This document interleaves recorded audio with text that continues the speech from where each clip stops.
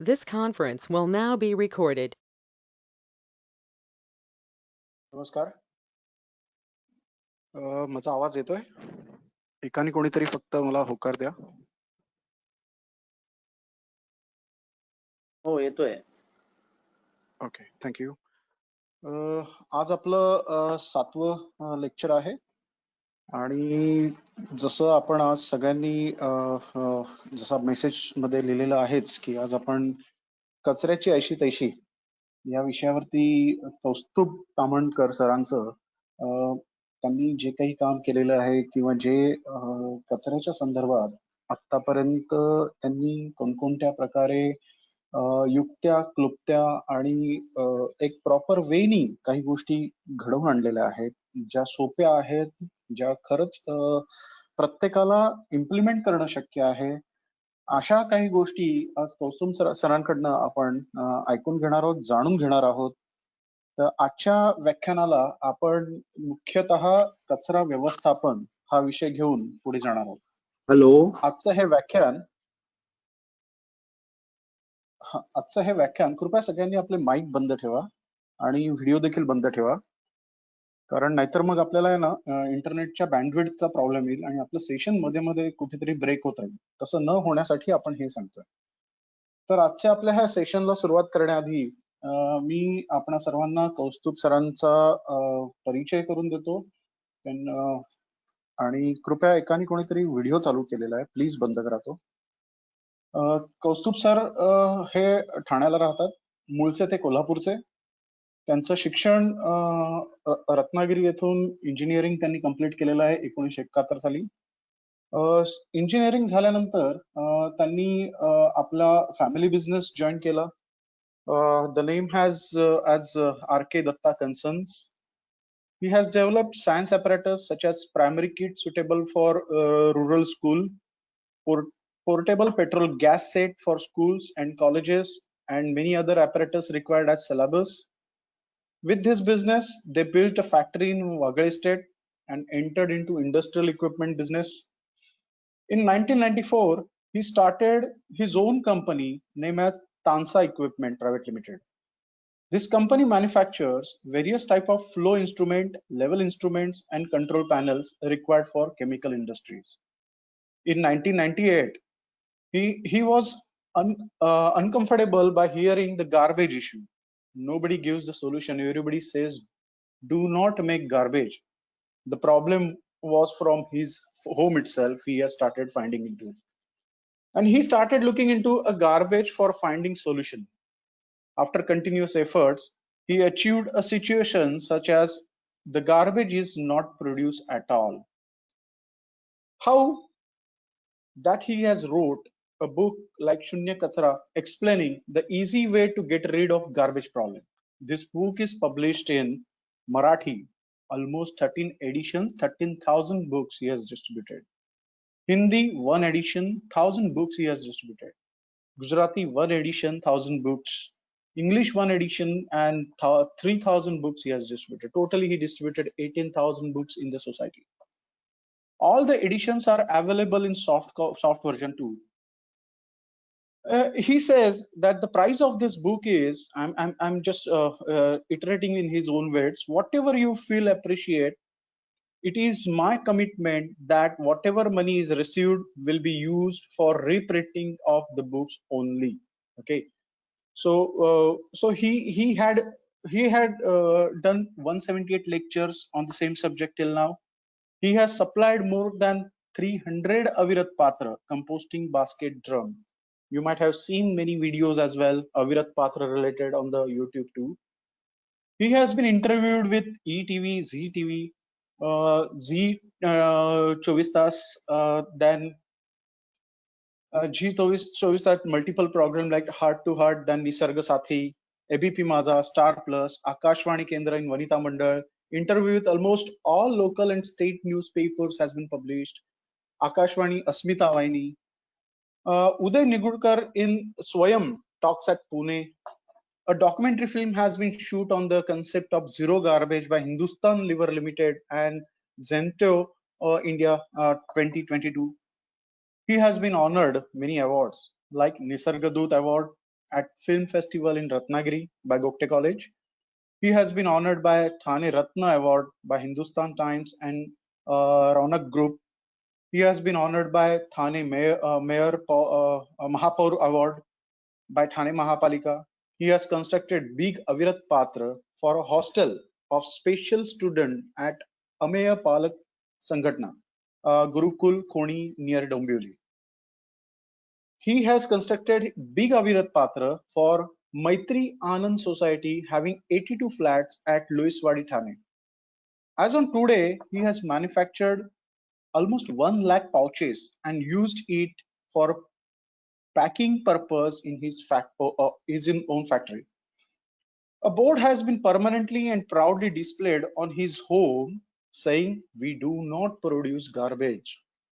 Look at this. When we are putting something like that on our home, how confident somebody for not producing any garbage. Okay. For last 19 years, they have not produced anything from his home as a garbage.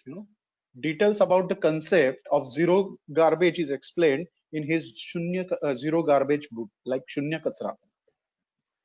Writing is his hobby, so his articles has been published in magazines like Antarnad, Kathashri, Saptahik Sakar, and almost all local and state newspapers. He was an editor of a monthly magazine, Susamvad. He has come up with his own website, zerogarbage.co.in. Please visit that site and get understanding as well. Can you please mute your mic, sir, please? Somebody has opened his mic. Okay.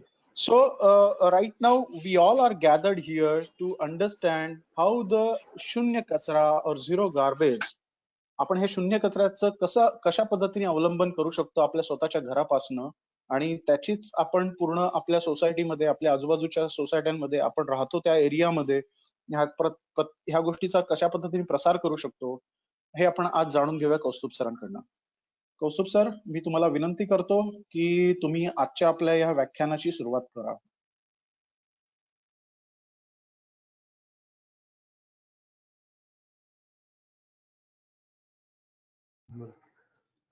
नमस्कार. ऐकू येतं नंदकुमार साहेब? हो, येतो. हा, नमस्कार. सर्वप्रथम मी पर्यावरण कुंभ परिवार आणि श्री नंदकुमार पालकर यांचे आभार मानतो की अशा या नवीन टेक्नॉलॉजीच्या माध्यमातून मला सर्व पर्यावरण प्रेमींच्या समोर माझे विचार मांडायला मिळत आहेत. ही एक सुसंधी आहे असं मी मानतो. त्याचबरोबर माझे विचार ऐकण्यासाठी जी मंडळी आज लॉग इन झालेली आहेत त्या लॉग इनचे मी आभार मानतो. साधारणपणे माझ्या अंदाजाने म्हणजे नंदकुमार साहेबांशी जेव्हा मी बोललो तेव्हा ते मला म्हणाले की 7,000 लोकांना मी हा फ्लायर पाठवणार आणि माझ्याकडे पण जवळजवळ 6-7 हजार लोकांची मोबाईल नंबर होते. तर एवढ्या सगळ्या लोकांना म्हणजे जवळ 14,000 लोकांना आम्ही ही माहिती पाठवली की आज असं लेक्चर आहे. तर त्यापैकी बरेचसे लोक आज इथे हजर झालेले आहेत आणि हे सगळी मंडळी पर्यावरण प्रेमी आहेत आणि ह्या मंडळींनी जर मी सांगतो तसं वागायला सुरुवात केली आणि ते तसं करतील याची मला नक्की खात्री आहे. तर मला असं वाटतं की कचऱ्याचा प्रश्न सुटण्याची सुरुवात आपल्याकडून होईल असं मला वाटतं.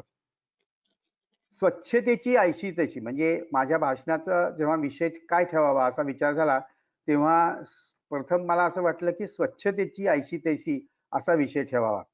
पण नंतर नंदकुमार साहेब म्हणाले नको कचऱ्याची ऐशी तैशी असा विषय ठेवूया. खरं तर स्वच्छतेची ऐशी तशी म्हणजे स्वच्छतेची खरंच आपण ऐशी तैशी केलेली आहे. त्यामुळे आता कचऱ्याची ऐशी तैशी करून कचऱ्याला हलवायला लावायचंय किंवा कचऱ्याला नष्ट करायचंय हे काम आपल्या समोर आहे. त्यामुळे कचऱ्याची ऐशी तैशी असं अप्रोप्रिएट नाव आम्ही माझ्या या संवादासाठी ठेवलेलं आहे.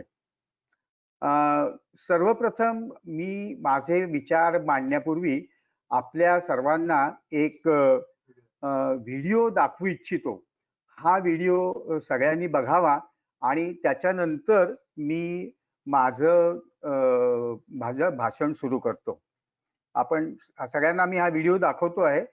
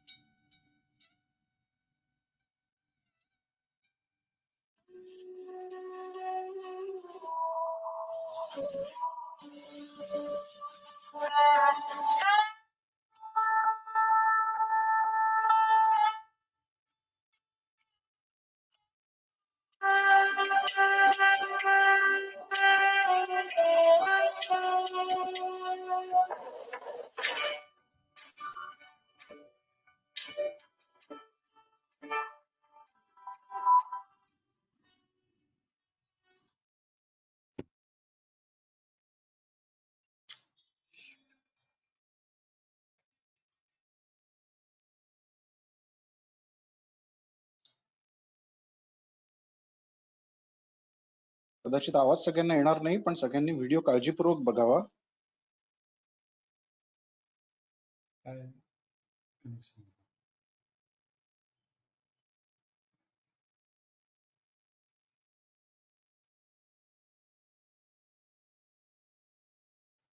रेंज जाते ना मीट बंद केलं लावायचं ना.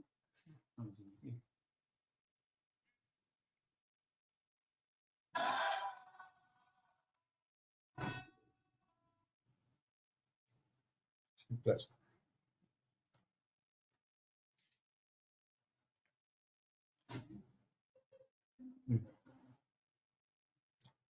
सांग.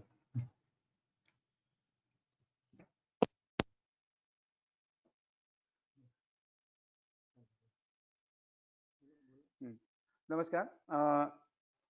सगळ्यांनी व्हिडिओ बघितला असेल असं मी अपेक्षा करतो. मध्ये काही थोडा वेळ त्याच्या पाठी. Hello hello. हा बोला सर, तुमचा आवाज येतोय. हा सगळ्यांनी व्हिडिओ बघितला असेल अशी माझी अपेक्षा आहे.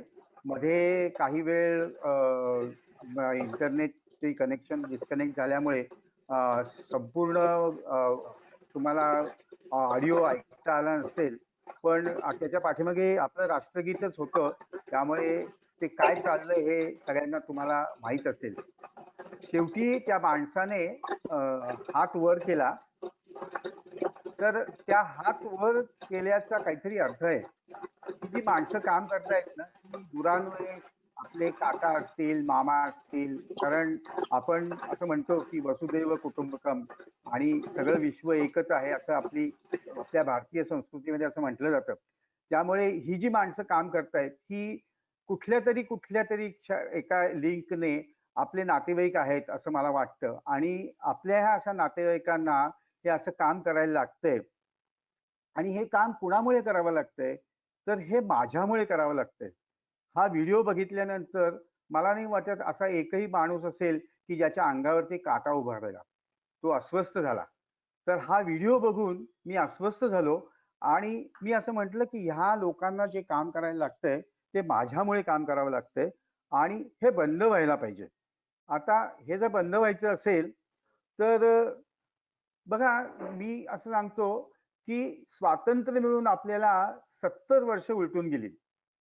अजूनही आपण लाल बादली आणि हिरवी बादली हेच तंत्र कर्ता व्यवस्थापनासाठी वापरत आहोत. 70 वर्षापूर्वी जशी घंटागाडी फिरत होती तशीच ती आजही फिरत आहे. या मार्गाने कचऱ्याचा प्रश्न सुटत नाही हे प्रथम आपण मान्य करायला हवे. हे जर मान्य केले तरच आपल्याला दुसरा काहीतरी मार्ग मिळेल. प्रश्न असा आहे की आपण हे मान्यच करायला तयार नाहीये. आणि जसं 70 वर्षापूर्वी आपले ज्या गरीब लोक आहेत त्यांना आपण घाण काम करायला लावत होतो तसंच आजही करायला लावतो. जशी 70 वर्षापूर्वी घंटागाडी फिरत होती तशीच आजही फिरत आहे. तर हे काहीतरी चुकीचं आहे आणि हे जर चुकीचं नसतं तर आपण प्रश्न सोडवू शकलो असतो.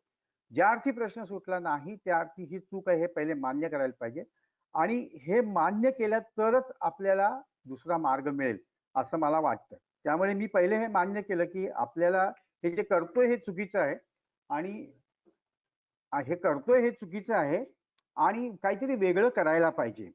मग काय वेगळं करायला पाहिजे? आणि जेव्हा मी ठरवलं असं की हे काहीतरी वेगळं करायचं तेव्हा मला ही कन्सेप्ट निर्माण झाली किंवा ही मला समजली की अरे हे सोपं आहे. आणि मग मला असं जाणवलं की एक सहज सोपी आचरणात आणावी लागणारी जीवनशैली आहे ही शून्य कचरा म्हणजे. त्याचा प्रत्येक हॅलो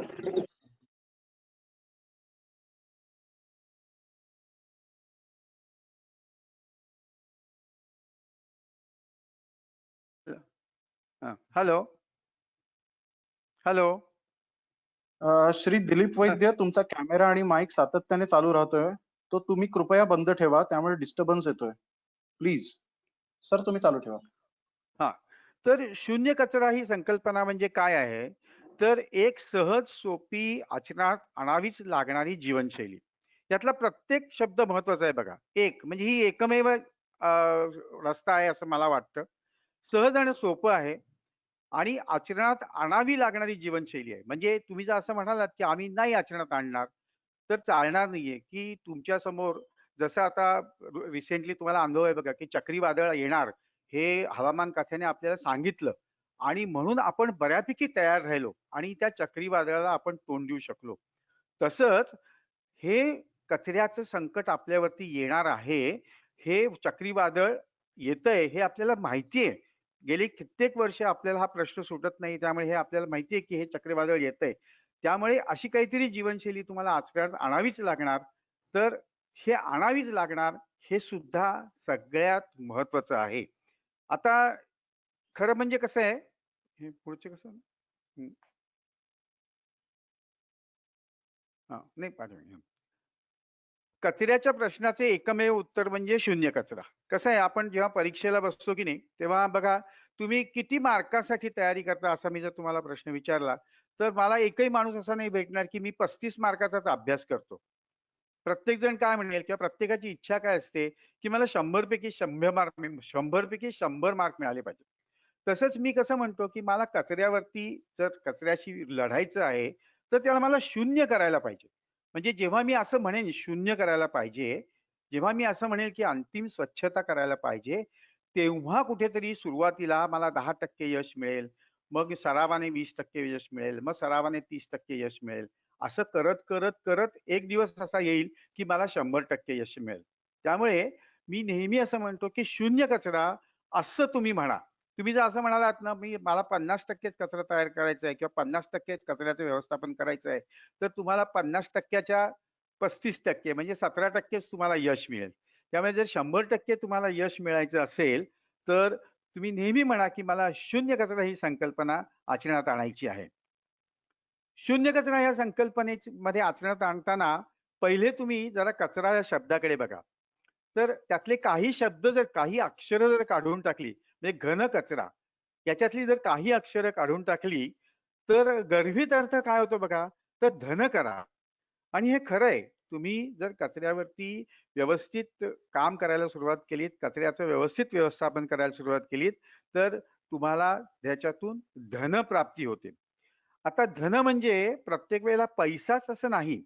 तर धन म्हणजे तुमचं पर्यावरण चांगलं होणं, तुमचं वातावरण चांगलं होणं, हे सुद्धा एक प्रकारचं धनच आहे. तेव्हा कचऱ्यावरती जर तुम्ही काम सुरू केली, तर तुम्हाला नक्की धनप्राप्ती होईल असा माझा विश्वास आहे. मगाशी नंदकुमार साहेबांनी माझी ओळख करून देताना माझ्याबद्दल बरंच काही काही सांगितलं. पण माझी खरी ओळख काय माहितीये का? की ही जी गर्दी आहे ना, ह्या गर्दीमध्ये तो जो पिवळ्या सर्कलमध्ये दिसणारा माणूस आहे ना, तो मी आहे. म्हणजे मी एक अतिशय सामान्य माणूस आहे. मी काही कोणी खूप पैसेवाला, मोठा असा इंडस्ट्रियलिस्ट किंवा मी काही खूप उच्च शिक्षित असा माणूस नाहीये किंवा माझ्याकडे एक अनेक माणसं कामाला आहेत आणि त्यांच्याकडनं मी हे काम करून घेतो असाही मी माणूस नाही. अतिशय सामान्य माणूस मी आहे. जसं सामान्य माणसाचं घर असतं तसंच माझं घर आहे. जसे सामान्य माणसाच्या घरात प्रॉब्लेम्स असतात तसेच माझ्या घरात पण प्रॉब्लेम आहेत. मग माझ्यासारखा सामान्य माणूस जर ही शून्य कचरा संकल्पना आचरणात आणू शकतो, तर इतर सामान्य माणूस का नाही बरं आचरणात आणू शकणार? असं मला विश्वास आला आणि मी असं म्हटलं, की चला आपण हे जर लोकांना सांगायला सुरुवात केली, तर एक दिवस असा येईल, की अनेक सामान्य माणसं असामान्य काम करायला सुरुवात करतील. आणि मला अशी आशा आहे, की मी आशावादी आहे, की ही सगळ्या आजपर्यंत झालेल्या ज्या रिव्होल्यूशन्स आहेत, ह्या सामान्य माणसानेच केलेल्या रिव्होल्यूशन्स आहेत. तर सामान्य माणूस जर जागरूक झाला आणि सामान्य माणूस जर पेटून उठला, तर तर खूप मोठे बदल घडतात. हे आपल्याला इतिहास पण सांगतो. तेव्हा चला सगळेजण आपण शून्य कचरा या संकल्पनेकडे चलूया. मुंबईमध्ये जेव्हा कॉर्पोरेट सेक्शनमध्ये मी किंवा कॉर्पोरेट कंपन्यांच्या मध्ये मी भाषण द्यायला जातो, तेव्हा बऱ्याच वेळेला मला सांगितलं जातं, की तुम्ही इंग्लिशमध्ये बोला. पण आपला प्रश्न कसा आहे माहिती आहे का, की आपण आपली भाषा सुद्धा कचऱ्यासारखी केलेली आहे. आपण धड मराठीमध्ये मी व्यवस्थित बोलू शकत नाही. मी फ्लुएंटली मी इंग्लिशमध्ये बोलू शकत नाही. हिंदी मी मध्ये-मध्ये कसं तरी बोलतो. गुजराती माझ्या कानावरून जातं. म्हणजे माझी भाषा कशी आहे? कचऱ्यासारखी आहे. तर मला असं जर सांगितलं, की मी जर असं म्हटलं, की कौन सी भाषा में शुड आय टॉक? हा माझ्यासमोर बहु मोठा सवाल छे. तर अशी आपली भाषा आहे, कचऱ्यासारखी भाषा आहे. म्हणजे बंबई की भाषा.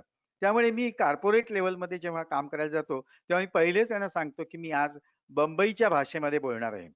आणि नशिबाने आज मला मराठीमध्ये बोलायला मिळतंय याचा मला सार्थ अभिमान आहे. आणि मध्ये-मध्ये जर मला वाटलं आणि कोणाला जर समजा एखादी गोष्ट समजली नाही, तर मला नक्की तुम्ही माझ्या फोनवरती विचारून माझ्याशी संपर्क साधू शकता. पहिले आपण असं बघू कचऱ्याचा जन्म कधी झाला. प्रत्येक गोष्टीचा जन्म फार महत्वाचा असतो ना. तर कचऱ्याचा जन्म कधी झाला असं जर समजा तुम्ही बघितलं तर अतिशय पाठीमागे इतिहासामध्ये गेलात तर अतिशय म्हणजे जेव्हा माणूस अश्मयुगामध्ये होता त्यावेळेला कचऱ्याचा जन्म झालाय बघा. म्हणजे वर्धन त्यावेळेला हा कचऱ्याचा जन्म झालेला आहे. म्हणजे ही जी बाई दिसते ना चित्रामध्ये, ही बाई कचरा उचलते आणि तो जो धष्टपुष्ट माणूस आहे, म्हणजे त्यावेळच्या दृष्टिकोनातून तो श्रीमंत माणूस आहे. हा श्रीमंत माणूस त्याच्या चेहऱ्यावरती भाव कसे आहेत बघा. असे भाव आणून ह्या बाईला तो कचरा उचलायला सांगतोय. त्यावेळेला जर ह्या बाईने सांगितलं असतं ना, की मी हा कचरा उचलणार नाही. केळं तू खाल्लेलं आहेस, केळ्याच्या साली तुला उचलायच्यात. हे त्या बाईने केलं नाही. ती चूक आहे. आणि ती चूक आपण आजपर्यंत भोगतो. त्यावेळेला जर तिने सांगितलं असतं, की हे मी करणार नाही, असं आपण सांगतच नाही कधी. आणि त्यामुळे खरं कचऱ्याचा जन्म हा अतिशय पुरातन कालापासून झालेला आहे. जेव्हा माणसामध्ये भेदभाव होते, उच्च-नीचता होती, त्यावेळेला कचऱ्याचा खरा जन्म झालेला आहे. तर इतका हा जुना झालेला कचरा असा आपल्या अंगामध्ये ज्या सवयी इम्बाईब झालेल्या आहेत, त्यांना बदलणं हे कर्मकठीण काम आहे. पण ते आपल्याला करायचंच आहे. आणि ते करण्यासाठी म्हणूनच आपण आता कटिबद्ध झालेलो आहोत. तर स्टोरी ऑफ क्लीनलीनेस म्हणजे हे कसं सुरू झालं हे मी तुम्हाला पहिले सांगतो. तर कसं आहे, की हे सगळं सुरू करायच्या आधी पहिल्यांदा तुम्ही सगळ्यांनी असं एक ठरवा, की वापरून झाल्यानंतर मी कोणतीही गोष्ट टाकणार नाही. एवढी एक गोष्ट तुम्ही जर ठरवलीत ना, तर ती गोष्ट तुमच्याकडे राहिली, की तुम्हाला पहिला प्रश्न असा निर्माण होईल, की ही स्वच्छ करायला पाहिजे. कारण जर समजा तुम्ही बाजारातून एखादी गोष्ट आणली, समजा पावभाजी आणली आणि पावभाजी त्या पिशवीतनं तुम्ही काढून घेतलीत. आता मी असं ठरवलेलं आहे, वापरून झाल्यानंतर मी कोणतीही गोष्ट टाकणार नाही. म्हणजे ती पावभाजीची पिशवी आहे ती मी टाकू शकत नाही. मग ती टाकू शकत नाही म्हणजे मला ती ठेवायला पाहिजे. मग ती ठेवायला पाहिजे म्हणजे स्वच्छ करायला पाहिजे ती. आणि ती स्वच्छ करणं अवघड आहे का? ती स्वच्छ करणं खूप सोपं आहे. म्हणजे ती जस्ट उलटी केली आणि नळाखाली धरली तर ती स्वच्छ होऊन जाते आणि ती वेळीच स्वच्छ केली तर ती स्वच्छ करताना किळस येत नाही. आज पावभाजी संध्याकाळी आणली आणि ती पिशवी उद्या जर तुम्ही स्वच्छ करायला लागलात तर त्याची तुम्हाला किळस येते. त्यामुळे तुम्ही एक सगळ्यांनी मिळून ठरवायचं आहे, की वापरून झाल्यानंतर मी कोणतीही गोष्ट टाकणार नाही. एवढं जरी ठरवलं तरी शून्य कचरा शून्य कचऱ्याच्या वाटेकडे तुम्ही एक पाऊल उचललंय असं मी म्हणेन. आपण सर्वजणात एक मोठा प्रॉब्लेम काय आहे माहितीये का, आपण सर्व सौंदर्य हरवलेली माणसे आहोत. म्हणजे आपण बघा, आपल्या चेहऱ्याचं सौंदर्य, आपल्या शरीराचं सौंदर्य, आपल्या कपड्याचं सौंदर्य फक्त आपल्याकडे बघत असतो.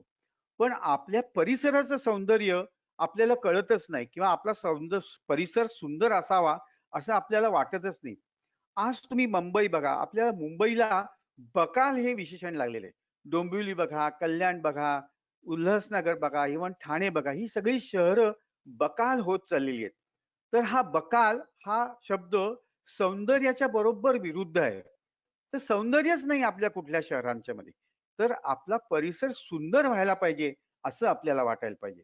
आणि असं जेव्हा वाटेल ना, तेव्हा तो सुंदर होईल. तुम्हाला जर वाटलंच नाही की हा सुंदर व्हायला पाहिजे, तर तो सुंदरच होणार नाही. म्हणजे आता तुम्ही जर समजा कल्याणच्या खाडीच्या पलीकडे बघितलं, तर तुम्हाला कचऱ्याचा डोंगर दिसतो. काही जणांना तो कचऱ्याचा डोंगर सुंदर वाटतो. मग तो कचरा कसा नष्ट होईल? जेव्हा तुम्हाला असं वाटेल की हा कचऱ्याचा डोंगर इथून नष्ट झाला पाहिजे, तेव्हा तो कचऱ्याचा डोंगर तिथून नष्ट होईल. त्यामुळे हे जे सौंदर्य हरवलेले पण आपल्यामध्ये आहे, ते आपण पहिले बदलायला पाहिजे.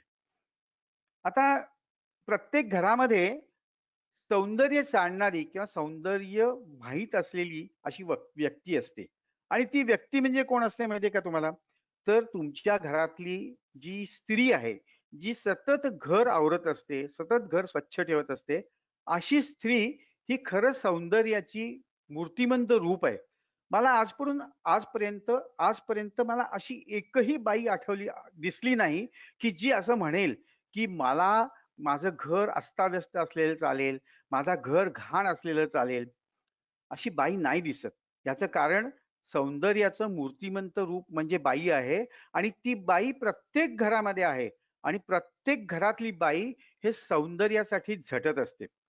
माझ्या घरामध्ये सुद्धा माझ्या पत्नी सौभाग्यवती शरयू ताम्हणकर यांना स्वच्छतेचं आणि सुंदरतेचं काय म्हणतात त्याला अतिशय आवड आहे. त्यामुळे माझ्या या सगळ्या संकल्पनेचं पूर्ण श्रेय मी शरयू ताम्हणकरांना असं देतो. कारण जर शरयू ताम्हणकरांना सौंदर्य नको असतं, की शरयू ताम्हणकरांना जर घरात पसारा चालला असता, तर कदाचित माझी शून्य कचरा ही संकल्पना आचरणात आली नसती.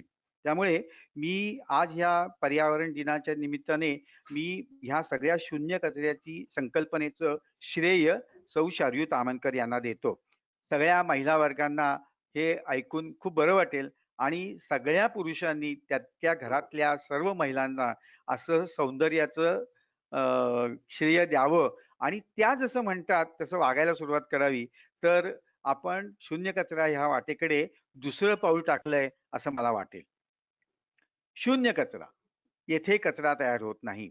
जेव्हा 19 वर्षापूर्वी मला असं जाणवलं की मला ह्या प्रश्नातून मोकळं व्हायचंय, त्यावेळेला पहिले काय करायला पाहिजे असेल, तर मी काही फार विचार केला नाही. मी एक A4 साईजचा कागद घेतला आणि त्या कागदावर लिहिलं शून्य कचरा, येथे कचरा तयार होत नाही, झिरो गार्बेज. आणि हा बोर्ड मी माझ्या दरवाज्यावरती लावून टाकला. हा बोर्ड जेव्हा मी लागला ना, तेव्हा काही मी 100% शून्य कचरा तयार करत नव्हतो किंवा शून्य कचरा माझ्या घरात होत नव्हता. पण मी डिक्लेअर केलेलं होतं की मी उद्यापासून कचरा तयार करणार नाही. हे डिक्लेरेशन फार महत्वाचं आहे बरं का. कारण हे डिक्लेरेशन जर तुम्ही केलं नाही, तर कुठलीही गोष्ट हे काढून तर कुठलीही गोष्ट साध्य होणार. कुठलीही गोष्ट असते ना, ती पहिले तुम्हाला डिक्लेअर करावी लागते. आता याचं एक साधं उदाहरण मी तुम्हाला सांगतो. समजा जेव्हा 1 तारीख येते किंवा वर्षाची सुरुवात सुरू होते, तेव्हा आपण अनेक संकल्प करतो. म्हणजे काही जण ठरवतात की उद्यापासून मी डायरी लिहिणार, काही जण ठरवतात की उद्यापासून मी व्यायाम करणार, काही जण ठरवतात उद्यापासून मी सकाळी उठून गरम पाणी पिणार. अशा अनेक संकल्प आपण करतो. पण हे संकल्प 1 आठवड्यानंतर काय होतात की मग तुम्हाला असं म्हणता की काय आज नाही लिहिली डायरी तरी चालेल किंवा आज कचरा साफ नाही केला तरी चालेल आणि हे सगळे संकल्प बाळगळतात. पण तुम्ही हे संकल्प केल्यानंतर तुमच्या घरातल्या लोकांना जर तुम्ही सांगितलं की बघा उद्यापासून मी डायरी लिहिणार आहे बरं का, आणि असं डिक्लेरेशन तुम्ही जाहीर केलं, तर उद्या जर समजा तुम्ही डायरी नाही लिहिली तर घरातली माणसं तुम्हाला विचारू शकतात की अरे तुम्ही डिक्लेअर केलं होतं ना डायरी लिहिणार म्हणून, आता का नाही लिहिते तुम्ही डायरी? तर असं विचारणारा कोणीतरी असावा लागतो. आणि असा विचारणारा कोणतरी मला पाहिजे होता. पण मला शून्य कचरा ही संकल्पना आचरणात असणारा माणूसच माझ्या समोर नव्हता. त्यामुळे हा बोर्ड म्हणजे माझा ते डिक्लेरेशन होतं, की हा बोर्ड मला सांगत होता, की तुला शून्य कचरा ही संकल्पना आचरणात आणायची आहे. तर असं डिक्लेरेशन आपण करतो का? असं डिक्लेरेशन आपण नेहमी करत असतो बघा. म्हणजे कसं आहे आपल्या व्यवहारामध्ये एखादी मुलगी हां, एखादी मुलगी जेव्हा लग्न करून दुसऱ्या घरी जाते, तेव्हा ती गळ्यामध्ये मंगळसूत्र घालते किंवा कपाळावरती कुंकू लावते. हे काय आहे? हे एक प्रकारचं डिक्लेरेशनच आहे ना. म्हणजे ती मुलगी जाहीर करते, की मी ह्या माणसाशी एकरूप राहीन, या घराशी एकरूप राहीन. हे एक प्रकारचं म्हणजे गळ्यात मंगळसूत्र घालणे किंवा कपाळावरती कुंकू लावणे हे डिक्लेरेशन आहे. किंवा एखादा वारकरी असतो तो कपाळावरती टिळा लावतो किंवा गळ्यामध्ये तुळशीची माळ घालतो. हे काय आहे? हे पण डिक्लेरेशनच आहे. तो काही जन्मापासून वारकरी नसतो. तो त्याला कधीतरी उपरोती होते आणि त्याला असं वाटतं आपण विठ्ठलाच्या चरणी लीन व्हावं आणि म्हणून तो वारकरी पंथामध्ये सामील होतो. आता तो जेव्हा वारकरी पंथामध्ये सामील होतो, तेव्हा कधीतरी त्याला असं वाटतं, की 1 तारीख झालेली असते, पगार झालेला असतो आणि घरी येताना समोर सामिष हॉटेल असतं. त्याच्यानंतर खिशामध्ये पैसे असतात. तर चला आजचे दिवस सामिष आहार घेतला तर काय बिघडेल? असं म्हणून तो ज्या क्षणाला त्या हॉटेलची पायरी चढतो ना, त्यावेळेला त्याच्या गळ्यातली ती जी माळ असते, ती त्याला जागं करते आणि त्याला सांगते, की "अरे नाही, तू वारकरी पंथाची दीक्षा घेतलेली आहेस, तेव्हा आता तू हे करणं बरोबर नाही." आणि मग तो ते पायरी उतरून खाली येतो.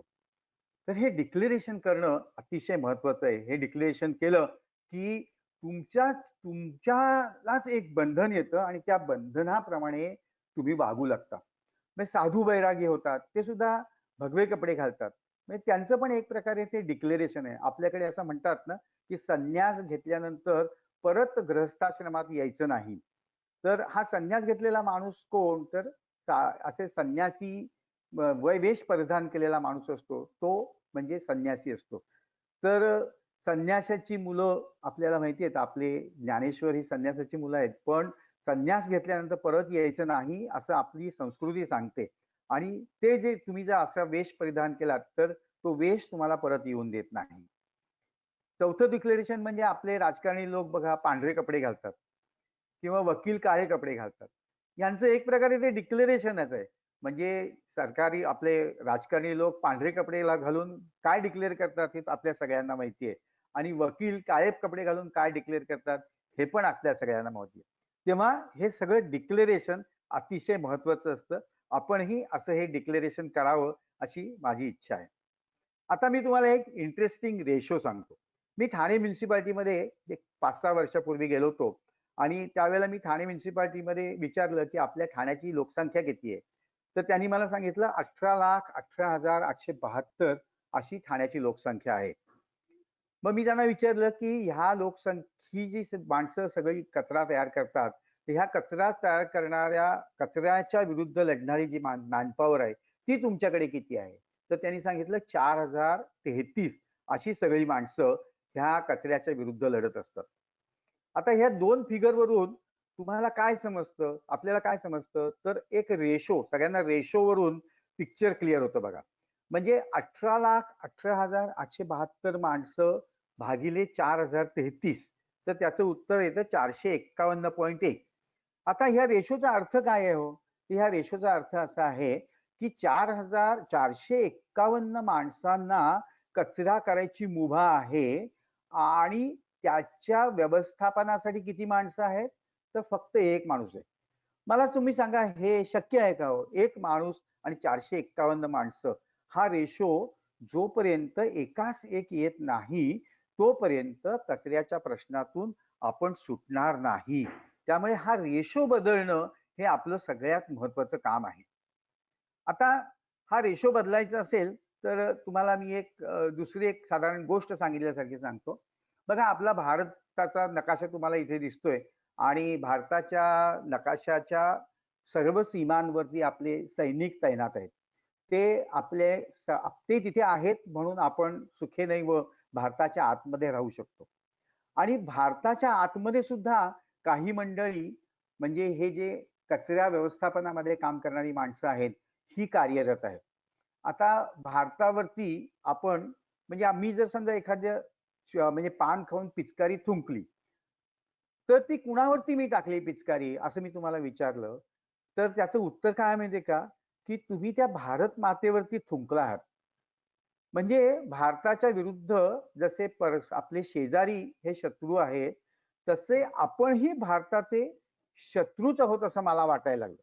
म्हणजे मी कचरा तयार करतो, माझ्या भारताच्या भूमीवरती कचरा पेटी आहे असं जेव्हा मला वाटायला लागलं तेव्हा ह्या कचरा पेटी ही मी तयार केलेली आहे आणि त्या कचरा पेटी भारतावरती मी अस्त्र सोडलेले कचरा रूपी.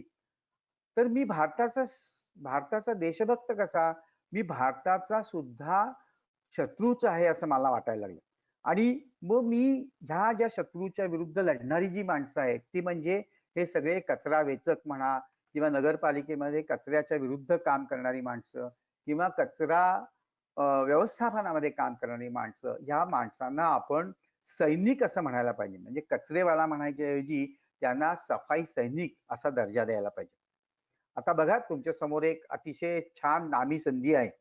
तुम्हाला हे माहितीये की इस्रायल या देशामध्ये प्रत्येक माणूस त्याच्या आयुष्यातली 2 वर्ष सैन्यामध्ये देशरक्षणासाठी काढतो.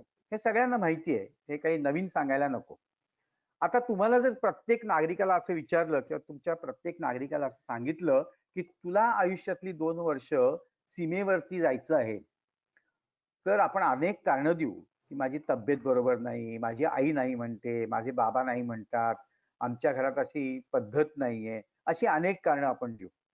मग तुमच्यासमोर एक छान संधी अशी आहे की भारतातल्या आतले जे सैनिक आहेत म्हणजे हे जे कचरा वेचक आहेत ह्या कचरा वेचकांच्या बरोबर तुम्हाला जर आयुष्यातली 2 वर्ष काढायची आहेत अशी मी तुम्हाला संधी दिली तर मला सांगा किती जण हात वरती करतील आणि म्हणतील की आम्ही घंटागाडीवरती 2 वर्ष काम करायला तयार आहोत. 2 वर्ष काय 2 दिवस नाही 2 तास सुद्धा आपण या घंटागाडीवरती काम करू शकत नाही. कारण घंटागाडी जवळून गेली तरी सुद्धा आपण नाकावरती हात ठेवतो. अशा या परिस्थितीमध्ये ह्या लोकांना काम करावं लागतं.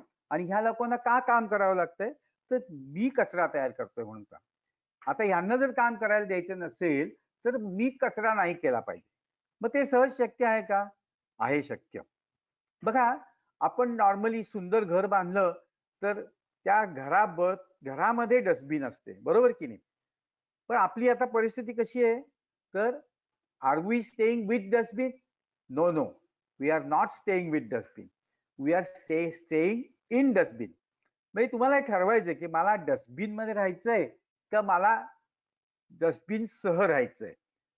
मला नाही वाटत कोणी असं म्हणेल की मला डस्टबिन मध्ये राहायचं. मग जर डस्टबिन मध्ये राहायचं नसेल तर पहिले डस्टबिन नाहीशी करायला पाहिजे. चला ही डस्टबिन कशी नाहीशी करायची ते आपण बघूया.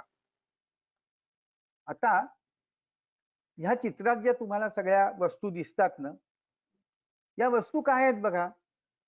या सगळ्या वापरलेल्या वस्तू आहेत आणि आपण ह्या वस्तू वापरल्यानंतर फेकून देतो. आता या वस्तू होत्या म्हणून तुम्हाला या सगळ्या वस्तू आतल्या वस्तू तुमच्यापर्यंत आल्या की नाही.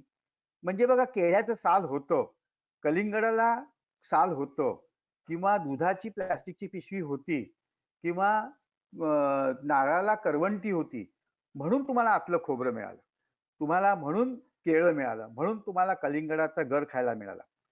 म्हणजे जर ह्या वस्तू नसत्या तर तुम्हाला हा उपभोग घेता आला असता का? नसता.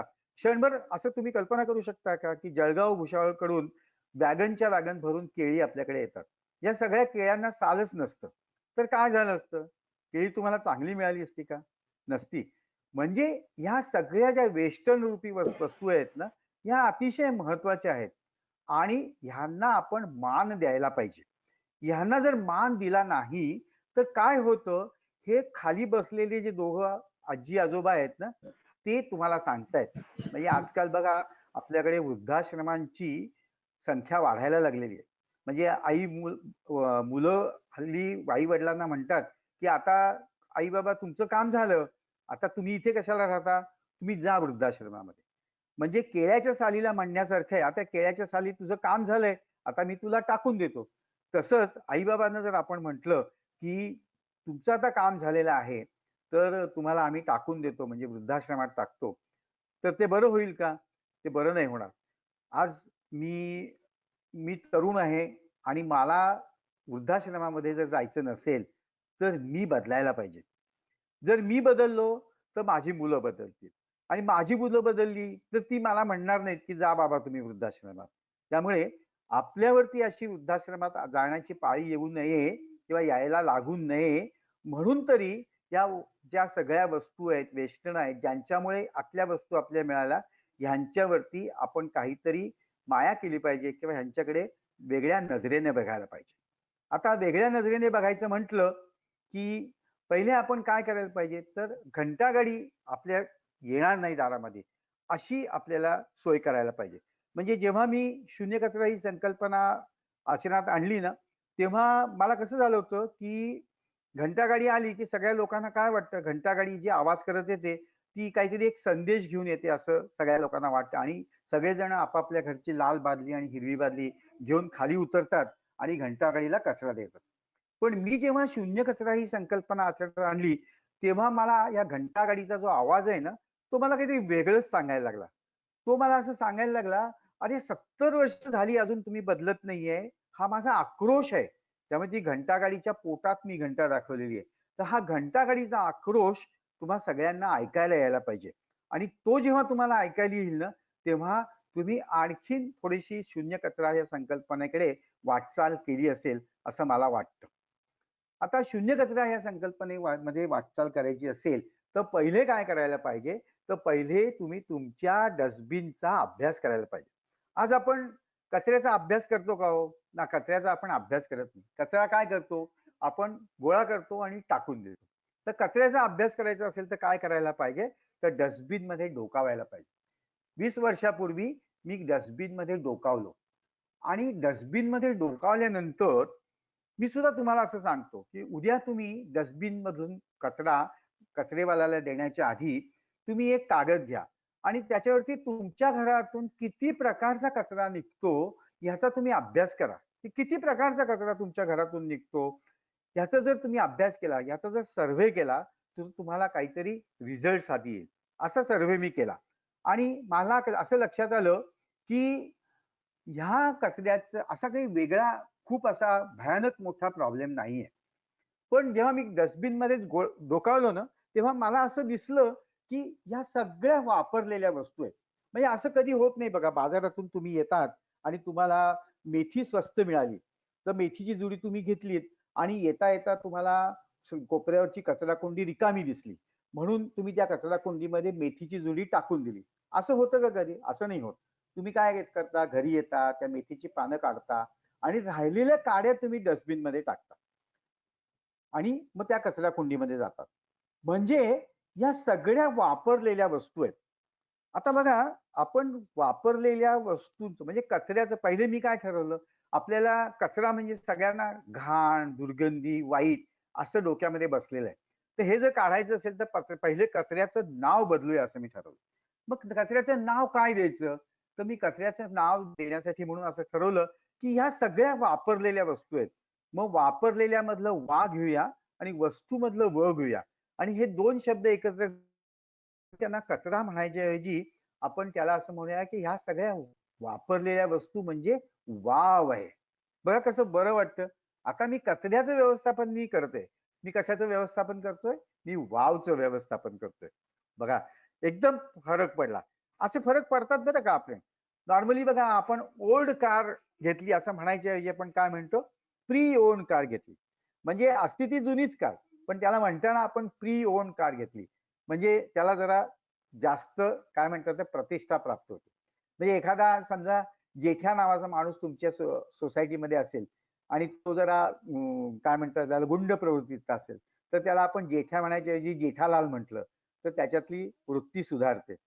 तसंच एखादा बाबू असेल तर त्याला बाबू म्हणायच्या ऐवजी बाबूराव म्हटलं तर तो लगेच बदलेल. तसंच मी कचरा कचरा म्हणायच्या ऐवजी त्याला वाव असं म्हणायला लागलो. आणि मग माझ्यामध्ये आणि माझ्या समोरच्या कचऱ्यामध्ये बराच फरक झाला. आता कचरा किती प्रकारचा आहे? आता आपल्याला नॉर्मली काय आहे, की सारखं सांगून सांगितलं जातं, की एक हिरवी बादली ठेवा, एक लाल बादली ठेवा. हिरव्या बादलीमध्ये ओला कचरा टाका, लाल बादलीमध्ये कोरडा कचरा टाका. आपल्याकडे कचऱ्याचा अभ्यास न केल्यामुळे अजूनही अशी परिस्थिती आहे, की भाजलेला पापड म्हणजे तो कोरडा कचरा आहे असं म्हटलं जातं आणि तो लाल बादलीत टाकला जातो. आणि दुधाची पिशवी ही ओली आहे, त्यामुळे दुधाची पिशवी हिरव्या बादलीमध्ये टाकली जाते. त्यामुळे पहिले कचऱ्याचा अभ्यास करायला पाहिजे आणि कचऱ्याचा अभ्यास केल्यानंतर फक्त ओला कचरा आणि सुका कचरा असं वर्गीकरण न करता किती प्रकारचा कचरा आहे याचा अभ्यास करायला पाहिजे. प्रत्येकाने हा असा अभ्यास करावा आणि प्रत्येकाने अभ्यास केल्यानंतर तुम्हाला किती प्रकारचा कचरा आहे याची कल्पना येईल. तर मी हा अभ्यास केला आणि मी अभ्यास केल्यानंतर माझा निष्कर्ष असा आला, माझा जसा निष्कर्ष आहे ना तसाच तुमचाही निष्कर्ष असणार याची मला खात्री आहे. कारण मी सामान्य माणूस आहे. माझं जसं घर आहे तसंच तुमचं घर आहे आणि तुमच्या घरातनं निघणारा कचरा आणि माझ्या घरातनं निघणारा कचरा हा असा काही वेगळा आहे असं मला वाटत नाही.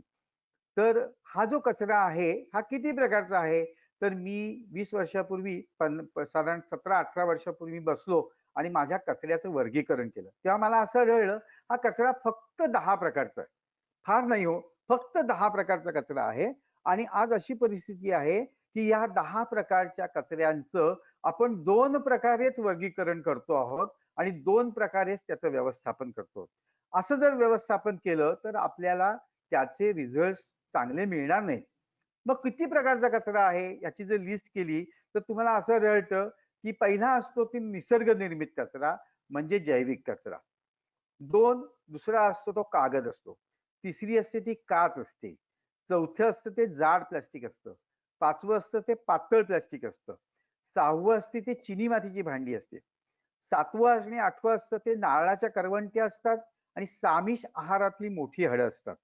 9वा असतो तो मेडिकल वेस्ट असतो. या मेडिकल वेस्ट मध्ये डायपर्स येतात, सॅनिटरी नॅपकिन्स येतात. आणि 10वा असतो ह्या नव्या युगाचा कचरा म्हणजे तो ई वेस्ट आहे. आता या 10 प्रकारच्या कचऱ्यांचं जर आपण 10 प्रकारे वर्गीकरण केलं, 10 प्रकारे त्याचं व्यवस्थापन केलं तर काय उरेल मला तुम्ही सांगा? काहीच नाही उरणार. म्हणजे शून्य कचरा ही संकल्पना आचरणात येईल की नाही? तर आपण अशी कल्पना करूया की आपली परीक्षा आहे आणि परीक्षेमध्ये 10 प्रश्न आहेत आणि या 10 प्रश्नांना प्रत्येकी 10 मार्क आहेत आणि एकूण 100 मार्काचा पेपर आपल्याला द्यायचा आहे. तर सगळेजण आता परीक्षार्थी आहात अशी कल्पना करा आणि 100 मार्काच्या परीक्षेला आपण बसणार आहोत. आणि तुम्हाला जर मी असा प्रश्न विचारला की तुम्हाला किती मार्क हवेत, तर फार अगदी हाताच्या बोटावरती मोजणारी अशी मंडळी मिळतील की जी म्हणतील की मला फक्त पास व्हायचंय, किंवा काही मंडळी अशी म्हणतील की मला डिस्टिंक्शन मिळवायचंय, किंवा काही मंडळी अशी म्हणतील की नाही आम्हाला 100 पैकी 100 मार्क मिळवायचे. आता हे जर 100 पैकी 100 मार्क मिळवायचे असतील, आता तुम्हाला जर 100 पैकी 100 मार्क मिळवायचे असतील तर तुम्हाला या 10 प्रश्नांची उत्तरं माहित असायला पाहिजेत. आणि ह्या 10 प्रश्नांची जर तुम्हाला उत्तरं मिळाली तर तुम्हाला 100 पैकी 100 मार्क मिळतील. तर चला आपण ह्या 10 प्रश्नांची उत्तरं आज मी तुम्हाला सांगणार आहे आणि ह्या कचऱ्याच्या परीक्षेमध्ये तुम्हाला 100 पैकी 100 मार्क मिळवून मी पास करून मी परीक्षे उत्तीर्ण होऊन दाखवणार आहे. तर पहिले म्हणजे आपण जो सगळ्यात पहिला कचरा आहे म्हणजे निसर्ग निर्मित कचरा म्हणजे जैविक कचरा. या जैविक कचऱ्याचं काय करायचं असं बघूया आपण. तुम्हाला माहितीये का की या जैविक कचऱ्याचे तुम्ही काही जरी नाही केलं ना तरी हा त्याचा नष्ट होणार आहे. म्हणजे निसर्ग काही तुमच्यासाठी थांबला नाहीये की तुम्ही याल आणि मग त्याच्यावरती प्रक्रिया कराल आणि मग त्या कचऱ्याचं विघटन होईल, असं नाही होणार. निसर्ग म्हणतो मी काही थांबत नाही तुमच्यासाठी, मी माझं काम करतोय. त्याचं एक उदाहरण म्हणजे बघा, आता नुकतीच वटपौर्णिमा झाली. तर वटपौर्णिमेला कोकणातून अनेक फणस आले. या फणसातले आपण गरे खाल्ले. हे गरे खाल्ल्यानंतर जो राहिलेला भाग आहे तो गेला कुठे असं तुम्हाला प्रश्न पडायला पाहिजे की नाही. प्रत्येक घरामध्ये किंवा प्रत्येक नागरिक काही शून्य कचरा या संकल्पनेचं आचरण करत नाही. पण जो निसर्गामध्ये टाकलेला ओला कचरा किंवा जैविक कचरा आहे, हा निसर्ग त्याचे जे दूत आहेत त्यांच्यातर्फे त्याचं विघटन करून त्याचं खतामध्ये रूपांतर करतच असतो. मग आपण काय करायचं? तर मी जसं तुम्हाला सांगितलं की तुम्हाला सौंदर्य दृष्टी ही सगळ्यात फार महत्वाची आहे आणि ती सौंदर्य दृष्टी तुम्हाला त्या सौंदर्य दृष्टीसाठी तरी तुम्हाला या जैविक कचऱ्यांचं व्यवस्थापन करणं आवश्यक आहे. कारण सगळे काढलेले फणसाचा ढीग जर तुम्हाला तुमच्या कोपऱ्यावर दिसला तर तो घाण दिसतो, ती वाईट वाटतं आणि त्याच्यापासून दुर्गंधी येऊ शकते. तर पहिले आपण असं बघूया की हा जैविक पदार्थ कशा प्रकारे विघटन पावतो. तर हा जैविक पदार्थ 2 प्रकारे विघटन पावतो. एक सडून आणि कुजून, म्हणजे विदाऊट एअर आणि विथ एअर. जेव्हा जेव्हा तो कचरा हवेचा संपर्क न येता सडून नाहीसा होतो तेव्हा त्याला घाण वास येतो आणि जेव्हा हवेशी संबंध येऊन हा कचरा नाहीसा होतो तेव्हा त्याला वास येत नाही.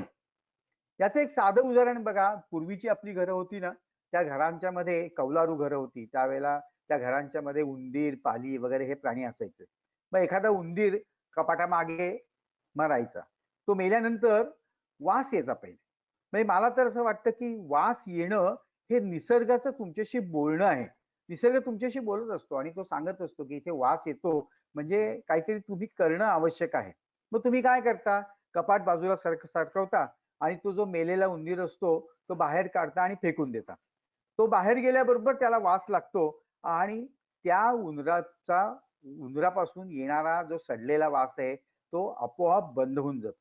म्हणजे ह्या कचऱ्याला थोडासा उबदारपणा आणि थोडीशी जर हवा तुम्ही दिलीत आणि कुजायची प्रक्रिया जर तुम्ही चालू केलीत तर हा कचरा तुमच्याच घरी नाहीसा होणार आहे. आता हे का करायचं? तर माणसाची सर्वसाधारण धारणा अशी असते की मला काहीतरी मिळायला पाहिजे, त्याशिवाय माणूस कुठलंही काम करत नाही.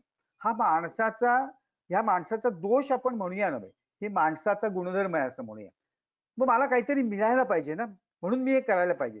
आज तुमच्याकडे समजा एखादा झाड आहे आणि त्या झाडाला खत पाहिजे तुम्हाला, तर तुम्हाला नर्सरीमध्ये जावं लागतं आणि साधारण 50-60 रुपये खर्च करून तुम्हाला खत विकत आणावं लागतं.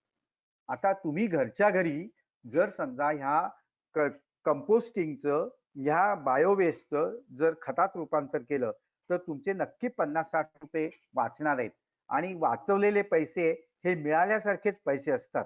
त्यामुळे हा कचरा तुम्ही घरच्या घरी कुजवून त्याचं खतामध्ये रूपांतर करू शकता. आता हे खतात रूपांतर करायच्या अनेक पद्धती आहेत. तुमच्याकडे किती कचरा तयार होतो आणि तो कचरा करण्यासाठी त्या कचऱ्याचं व्यवस्थापन करण्यासाठी तुमच्याकडे किती जागा आहे, त्याच्यानंतर तुमच्याकडे पैसे किती आहेत आणि सर्वात महत्वाचं म्हणजे तुमच्याकडेची इच्छा प्रबळ आहे का, ह्या 3 गोष्टींवरती तुमचा कचरा जो बायोवेस्ट आहे याचं विघटन तुम्हाला करता येतं. म्हणजे अगदी मी तुम्हाला काहीही पैसे खर्च न करता, माझ्याकडे जागा पण नाही, माझ्याकडे पैसे पण नाहीत आणि माझ्याकडे इच्छा पण नाही, पण मला हा कचऱ्याचं जर खतात रूपांतर करायचं तर अगदी साधी आणि सोपी पद्धत म्हणजे ज्या मिक्सरमध्ये तुम्ही चटणी केलेली आहे त्याच मिक्सरमध्ये हा सगळा जैविक कचरा टाका आणि तो मिक्सर फिरवा आणि त्या तुमच्या ह्या जैविक कचऱ्याची पेस्ट तयार करा. आपलं जर शरीर बघितलं ना तर आपल्या तोंडापासून गुदद्वारापर्यंत काय आहे तर ह्या जैविक कचऱ्याचं खतात रूपांतर करणारीच ही यंत्रणा आहे. आपण तोंडातून अन्न आतमध्ये घेतो, तो 32 वेळेला आपल्याला चावायला सांगितलेलं असतं. त्याच्यानंतर ते जठरात जातं, त्याच्यावरती अनेक क्रिया केल्या जातात, मग त्यातले व्हिटॅमिन्स काढून गेले जातात आणि उरलेला मैला हा आपण टाकून देतो. तर जर समजा तुम्हाला काही करायचं नसेल तर हा मैला सगळा अगदी पेस्ट फॉर्म मध्ये तुम्ही बारीक करा आणि तुमची जी घरामध्ये जो संडास असतो त्या संडासामध्ये टाका. पण हे टाकताना तुम्ही एक लक्षात ठेवा की ज्या गोष्टीने तुम्हाला अन्न दिलेलं आहे अशा गोष्टीला तुम्ही संडासामध्ये टाकतात आणि दुसरं तुमची सोसायटी तिला किती ऑब्जेक्शन घेईल हे पण तुम्हाला निर्णय घेतला पाहिजे. पण ही सर्वात सोपी पद्धत आहे असं मला वाटतं. त्याच्यानंतर तुम्ही कचऱ्याचा जर अभ्यास, ह्या बायोवेस्टचा जर अभ्यास केलात तर तुम्हाला त्याच्यापासून अनेक अनेक मार्ग दिसतील. ते किती मार्ग आहेत ते मी तुम्हाला सांगतो. एक म्हणजे अविरत पात्र जे मी तयार केलेलं आहे ते वापरा तुम्ही घरात. अत्यंत साधे सोपे, कोणतीही बाह्य ऊर्जा न लागणारे, इच्छाशक्तीच्या ऊर्जेवर चालणारे असे अविरत पात्र आपल्या घरात बसवा आणि जैविक कचऱ्याचा प्रश्न सोडवा. अगदी स्वस्तात मिळणारं अविरत पात्र म्हणजे हे असं. एका बास्केटमध्ये तुम्ही गांडुळांच्या साह्याने तुमच्या घरातला सर्व कचरा हा तुम्ही खतात रूपांतर करू शकता. अशी बास्केट मी पूर्वी बनवून देत होतो, पण आता मी ही बास्केट बनवत नाही, कारण ही बास्केट मार्केटमध्ये मिळते. अशी बास्केट तुम्ही आणा, त्याच्यामध्ये खाली थोडीशी नारळाच्या शेंड्या टाका, त्याच्यावरती थोडीशी माती टाका, थोडंसं शेणखत टाका आणि तुमच्या घरातला जैविक कचरा बारीक करून ह्याच्यामध्ये टाका, थोडंसं पाणी टाका. गांडूळं त्याच्यात डेव्हलप होतील, नाही झाली डेव्हलप तर पावसाळ्यामध्ये मिळणारी गांडूळं त्याच्यामध्ये सोडा. ही गांडूळं ती कचरा सगळा खातील आणि त्याच्यापासून तुम्हाला उत्कृष्ट खत मिळेल. साधारण 100-150 रुपये किंवा जास्तीत जास्त 200 रुपये तुम्ही खर्च केलेत तर अशी बास्केट तुम्ही तुमच्या घरामध्ये सुद्धा सुरू करू शकाल. पण या बास्केटमध्ये काही प्रॉब्लेम्स आहेत. या बास्केटमध्ये प्रॉब्लेम असे आहेत की ही बास्केट वारंवार वर खाली करावी लागते. त्याच्यामध्ये झालेला खत आहे ते बाहेर काढण्यासाठी ही बास्केट पूर्ण रिकामी करावी लागते. तर हे सुद्धा कष्ट तर कोणाला नको असतील तर त्यांच्यासाठी म्हणून मी हे असं अविरत पात्र बनवलेलं आहे. हा फायबर ग्लासचा ड्रम आहे. या फायबर ग्लासच्या ड्रम मध्ये बायो वेस्टच्या साह्याने म्हणजे जैविक विरजणाच्या साह्याने कचऱ्याचं खतामध्ये रूपांतर केलं जातं. ह्या फायबर ग्लासच्या ड्रम मध्ये तुम्ही तुमचा कचरा टाका आणि तो कचरा रोज तुम्ही कचरा टाका, रोज जो ड्रम फिरवा, रोज ह्या ड्रम मधून तुम्ही खत मिळवा. असं हा अविरत पात्र, हे ड्रम टाईप अविरत पात्र मी बनवलेलं आहे. म्हणजे तुम्हाला असं लक्षात येईल की जेवढी तुम्हाला सुविधा पाहिजे, जेवढं तुम्हाला चांगलं पाहिजे तेवढं तुम्हाला पैसे जास्त खर्च करावे लागतात. आता जर समजा अनेक लोक आहेत आणि अनेक लोकांचा जैविक कचरा तयार होतो आहे, तर काय पद्धत वापरायला पाहिजे? तर कचरा किती तयार होतो याचा अभ्यास करायला पाहिजे आणि त्याच्यानंतर हे असं सर्व बाजूने परफोरेशन असलेलं आम्ही कुंड बनवलं. हे अविरत पात्र खोणी नावाचं जे गाव आहे त्या खोणीमध्ये मतिमंद मुलांचं हे हॉस्टेल आहे आणि ह्या हॉस्टेलमध्ये आम्ही गेली जवळजवळ 8-9 वर्ष हे अविरत पात्र बसवलेलं आहे. याच्यामध्ये कचरा टाकला जातो बारीक करून आणि त्याच्यावरती पाणी टाकलं जातं. हे पाणी ह्या सगळ्या लुअर्स मधून बाहेर येतं आणि हे पाणी खत म्हणून वापरलं जातं. ही जी मुलं आहेत, ही जी माणसं आहेत, तुम्हाला बघा कशी माणसं दिसतात. ही माणसं हे करू शकतात. तर आपण तर सुबुद्ध चांगले नागरिक आहोत, आपण का नाही करू शकणार? आपणही करू शकू. तुमच्याकडची जर संख्या आणखीन जास्त असेल तर इथे मैत्री आनंद सोसायटी मधल्या लोकांना असं वाटलं की आपण पण शून्य कचरा म्हणजे कमीत कमी जैविक कचऱ्याचं तरी खतात रूपांतर करावं. तर त्यांच्या इथे सुद्धा आम्ही असं अविरत पात्र बसवलेलं आहे. आता असं मोठ्या प्रमाणावरती जेव्हा करायचं असतं तेव्हा सर्व गोष्टी मोठ्या लागतात, त्याच्यासाठी पैसे पण जास्त लागतात. त्यामुळे माझं कायम असं म्हणणं असतं की सगळ्यांचा कचरा एकत्र करायचा आणि त्या कचऱ्यासमोर उभं राहायचं आणि म्हणायचं अरे बापरे केवढा मोठा प्रॉब्लेम आहे. त्याच्याऐवजी जिथे कचरा तयार होतो तिथेच त्याचं जर विघटन केलं तर अतिशय साध्या सोप्या कमी पैशामध्ये या कचऱ्याचं विघटन होतं. अशा प्रकारे पहिल्या प्रकारच्या कचऱ्याचं विघटन कसं करायचं हे मी तुम्हाला सांगितलं आहे. तुम्हाला 10 मार्क मिळाले तसं म्हणायला हरकत नाही, कारण हे करणं खूप सोपं आहे, हे अवघड नाहीये. तर चला 10 मार्क तर तुम्हाला मिळाले, परीक्षेला बसले. त्याच्यानंतर तर दुसरा कचरा आहे कागद. आता कागद तुमच्याकडे रोज तुमच्या इच्छेविरुद्ध येतच असतात बघा. म्हणजे तुम्ही घरातून जेव्हा बाहेर पडता तेव्हा तुमचा खिसा पैशाने भरलेला असतो आणि संध्याकाळी जेव्हा घरी येता तेव्हा तुमच्या खिशामध्ये अनेक कागदपत्र असतात. तर ही कागदपत्र म्हणजे कागदच असतात.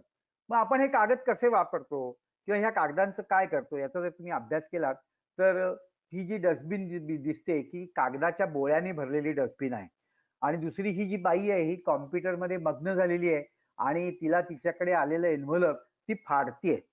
आता मी तुम्हाला असे 2 प्रश्न विचारले की हे कागद ह्या कागदांचा बोळा का करायचा आणि हे कागद का फाडायचे? ह्या 2 प्रश्नांची उत्तरं काय आहेत तुमच्याकडे मला तुम्ही सांगा.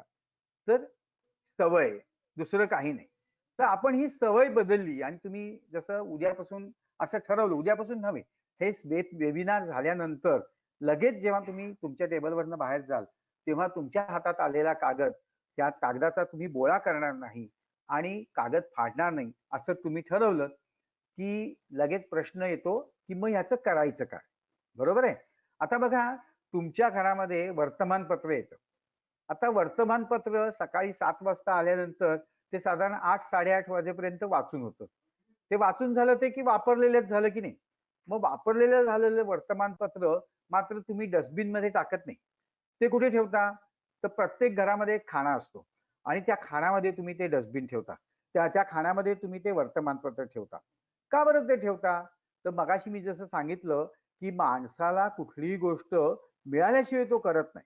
तसंच हे वर्तमानपत्र तुम्ही डस्टबिनमध्ये का टाकत नाही? कारण त्या वर्तमानपत्राच्या रद्दीतून तुम्हाला पैसे मिळतात. मग मला तुम्ही सांगा, हा जो कागद आहे ज्याचा तुम्ही बोळा करणार आहात किंवा हा जो कागद आहे किंवा हे जे एन्व्हलप आहे, जे तुम्ही फाडणार आहात, हा कागदच आहेत ना. मग हा जर समजा तुम्ही रद्दीच्या खाण्यामध्ये फक्त ठेवलात, तर त्याचं व्यवस्थापन केल्यासारखं नाही का होणार? म्हणजे जर समजा तुम्ही फक्त एवढं ठरवायचंय, की मी उद्यापासून कुठल्याही कागदाचा बोळा करणार नाही, कुठलाही कागद फाडणार नाही. बाजारातून वडापाव आणल्यानंतर वडापावचा तेलकट झालेला कागद मी चिमट्याच्या स्टँडला अडकवून ठेवेन, तो वाळवेन किंवा पुसेन आणि तो स्वच्छ करून मी माझ्या पेपरच्या गठ्ठ्यांमध्ये ठेवेन. एवढं जर तुम्ही केलत ना, तर तुमच्याकडे कागदाचा कचरा तयारच नाही होणार. पटतं का नाही तुम्हाला सांगा? नक्कीच पटलं पाहिजे तुम्हाला, की कागदाचा कचरा जर तयार करायचा नसेल, तर फक्त तुम्हाला ठरवायचंय, की उद्यापासून नव्हे आत्तापासून मी कागदाचा बोळा करणार नाही आणि कागद फाडणार नाही. बघा, काहीही पैसे खर्च न करता, काहीही वेळ जास्त खर्च न करता आपण दुसऱ्या प्रकारच्या कचऱ्याला शून्य केलेलं आहे. किती मार्क मिळाले तुम्हाला? 20 मार्क मिळाले. बरोबर? आता तिसऱ्या प्रकारचा कचरा. तिसऱ्या प्रकारचा कचरा म्हणजे काच. म्हणजे तुमच्या घरामध्ये खिडकीला काच असते, त्याच्यानंतर अनेक प्रकारचे पेले असतात, ते पेले फुटतात, ट्यूबलाईट फुटते, बल्ब जातो, बाटल्या फुटतात. या काचाचं काय करायचं असा तुमच्या समोर प्रश्न असतो. तर नॉर्मली आपण काय करतो, या काचा कुणाच्या तरी न कळत पण स्वतःच्या मात्र कळत ह्या सोसायटीच्या कोपऱ्यामध्ये कुठेतरी ठेवून देतो. आपल्याला असा अनुभव असेल बघा, अजूनही तुम्ही खाली जाऊन तुमची सोसायटी जर बघितलीत तर जिन्याच्या बाजूला किंवा सोसायटीच्या कोपऱ्यात तुम्हाला एखादी ट्यूबलाईट उभी राहिलेली दिसते. आता ही ट्यूबलाईट इथे का ठेवली आणि कोणी ठेवली? तर बाहेरच्या माणसाने कोणी नाही आणून ठेवली, तर सोसायटीतल्याच माणसाने ठेवली. मग ती तिथे त्याने का ठेवली? कारण त्याला माहित नाही ह्याचं करायचं काय. मग माहित नाही तर तो ह्याचं करायचं काय ह्या प्रश्नाचं उत्तर पण शोधायचा प्रयत्न करत नाही आणि म्हणून मग तो ती काच तिथेच ठेवून देतो. त्याला असं वाटतं की हा प्रश्न सुटलाय म्हणून, पण हा प्रश्न सुटलेला नसतो. तो प्रश्न जनरेट झालेला असतो. मी माझ्या दारावरती पाटी लावली होती, त्यामुळे माझ्या घरात फुटलेल्या काचेला मला व्यवस्थापन करणं आवश्यक होतं. मग मी ही फुटलेली काच घेऊन मी जेव्हा माझी रद्दी टाकायला रद्दीवाल्याकडे गेलो, तेव्हा त्याच्याकडे मी माझ्याकडची घरातली गेलेली ट्यूबलाईट, फुटलेली काच घेऊन गेलो आणि त्याला मी म्हटलं, की "अरे, ही पण मला नको असलेली वस्तू आहे, तर ही तू घे." तर तो म्हणाला, की "इसका पैसा नहीं मिलेगा." बघा, तो माझ्यापेक्षा हुशार आहे. तो मला असं म्हणाला, की "इसका पैसा नहीं मिलेगा." पण तो मला असं नाही म्हणाला, की "ये वापिस लेके जाओ." मग मी त्याला दुसऱ्या दिवशी असं विचारलं, हा भंगारवाला माझ्या ओळखीचा झाला होता. मी त्याला असं विचारलं, "अरे, तुमने मुझे बोला नहीं कि ये वापिस लेके जाओ."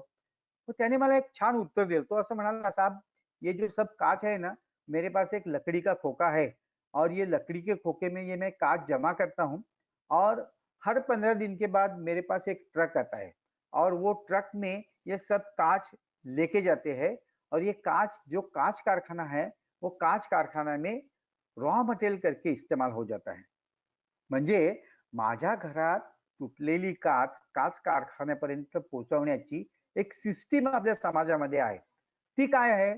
तर मी माझ्या घरची तुटलेली काच ही माझ्या भंगारवाल्यापर्यंत पोचती करायला पाहिजे. ती आपण करत नाही. आणि मग ती फुटलेली काच असते ती सोसायटीच्या आवारामध्ये ठेवून देतो, मग ती कुणाला तरी लागते, मग कुणाला तरी ती जखम होते.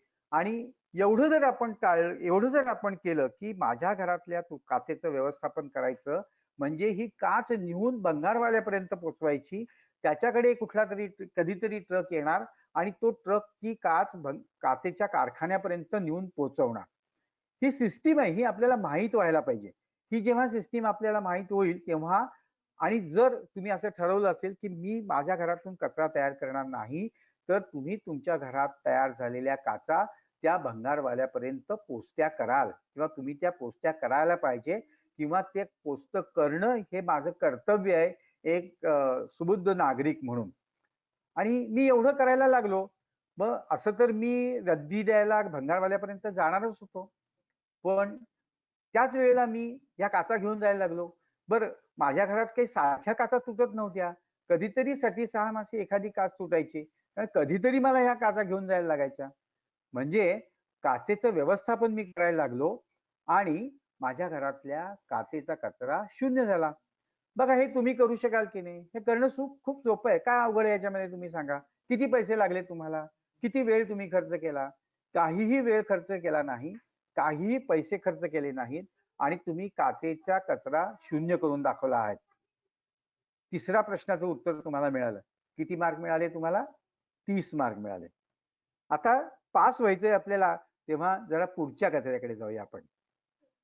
कपबशा आणि चिनी मातीचे वस्तू या आपल्या घरामध्ये सतत कधी ना कधीतरी तुटतात. सारख्या काही कपबशा तुटत नाहीत, किंवा सारखे काही पोर्सिलिन वेअर्स आपल्याकडे तुटत नाही, किंवा आपल्याकडे जी फरशी बसवलेली असते त्याचे तुकडे शिल्लक राहिले असतात. मग हे आपण काय करतो? तर हे आपण असेच फेकून देतो. कुठे फेकून देतो? वाटेल तिथे फेकून देतो. मग त्यामुळे काय होतं, आपला परिसर अस्वच्छ होतो, सौंदर्य हरपतं. मग ह्यांचं काय करायचं?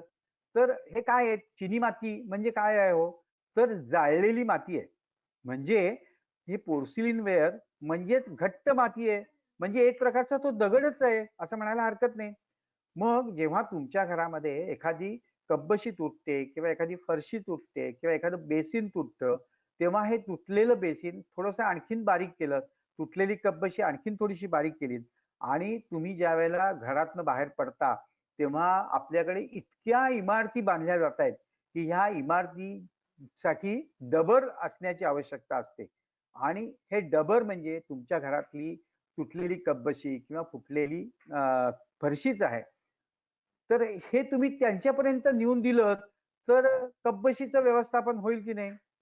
समजा तुम्हाला तुमच्या आजूबाजूला एखादी इमारत बांधकाम होत नसेल, तर तुम्ही कधीतरी बाहेरगावी जाता की नाही? तेव्हा बाहेरगावी जाताना आपल्याकडे इतके आता अनंत हायवे बनतायत. त्या हायवेच्या बाजूला जर समजा तुम्ही ह्या कपबशा टाकून दिल्यात किंवा ही फरशी टाकून दिलीत, तर प्रश्न सुटणार आहे. पुन्हा मी पैसे किती खर्च केले? काही नाही खर्च केले. मी फक्त माझा विचार बदलला आणि मी कपबशा आणि चिनी मातीच्या वस्तूंचं व्यवस्थापन केलं. किती मार्क मिळाले बघा? 40 मार्क तर मला मिळाले. आता इथे थांबायला हरकत नाही खरं तर, कारण 40 मार्क मिळाले म्हणजे पास व्हायला पास तुम्ही सगळेजण झालेलाच आहात. पण थोडेसे जास्त मार्क मिळाले तर चांगलं होईल. त्यामुळे पुढच्या कचऱ्याकडे आपण जाऊया. आता पुढचा कचरा आहे म्हणजे रिमोल्डेबल आयटम. म्हणजे आपण प्लास्टिक बद्दल फार सतत सांगत असतो की प्लास्टिक वापरू नका, प्लास्टिकमुळे सगळा कचरा झालेला आहे, प्लास्टिकमुळे दुर्गंधी झालेली आहे, प्लास्टिकमुळे आपला परिसर घाण झालेला आहे, आणि प्लास्टिक वापरण्याची बंदी घाला, असं सतत सांगितलं जातं. तर खरं मला तुम्ही असं सांगा, हे प्लास्टिकने आपला परिसर खराब केलाय का हो? प्लास्टिकने नाही आपला परिसर खराब केला. कारण प्लास्टिक सारखी बहुगुणी आणि अतिशय सुंदर असं मटेरियल नाही. म्हणजे आज इंडस्ट्रीमध्ये तुम्ही बघितलात तर अनेक प्रकारचं प्लास्टिक आहे, आणि हे असं प्लास्टिक आपल्याला उपयोगी पडतं. पण प्लास्टिकच्या गैरवापरामुळे मात्र आपला परिसर खराब होतो. आता सामान्य माणसाला प्लास्टिकचे इतके अनेक प्रकार जर सांगितले तर तो म्हणेल की हे काही माझ्या पसनी पडत नाही. तर त्याला मी असं सांगतो की फक्त 2 प्रकारचं प्लास्टिक आहे. एक प्लास्टिक आहे जाड प्लास्टिक, आणि दुसरं प्लास्टिक आहे पातळ प्लास्टिक. तर प्रथम आपण जाड प्लास्टिकचं काय करायचं हे बघूया. तर अशा प्रकारचं जे प्लास्टिक आहे हे तुमच्या सगळ्यांच्या घरातून नेहमी बाहेर जमा होत असतं. म्हणजे तेलाचा कॅन आहे, बिस्लेरीची बाटली आहे, तुटलेला ब्रश आहे, औषधाच्या बाटल्या आहेत, औषधाचे स्ट्रिप्स आहेत, हँगर्स आहेत, त्याच्यानंतर डबे आहेत काचेचे. अशा अनेक वस्तू तुमच्या घरामध्ये तयार होत असतात. मग यांचं काय करायचं? तर तुमच्या घरामध्ये अशा 2 पिशव्या लावा फक्त. आणि एक पिशवीमध्ये म्हणा वापरून झालेल्या वस्तू आणि दुसऱ्या पिशवीमध्ये म्हणा नारळाच्या करवंट्या. नारळाच्या करवंट्याच्या बद्दल मी नंतर बोलणार आहे. पण हे जे प्लास्टिक आहे हे समजा तुम्ही असं एका झोळ्यामध्ये जमा केलं आणि तुम्ही सर्वे करा की महिन्याभरात साधारण किती प्रकारचं प्लास्टिक, किती क्वांटिटी प्लास्टिक तुमच्याकडे तयार होतं. तर तुम्हाला असं आढळेल साधारण वजनाने जर तुम्ही बघितलं तर साधारण 1 किलो किंवा 2 किलो त्यापेक्षा जास्त प्लास्टिक तुमच्याकडे तयार होत नाही. सगळं जाड प्लास्टिक, मी पातळ प्लास्टिक बद्दल बोलत नाही. मग आता याचं काय करायचं?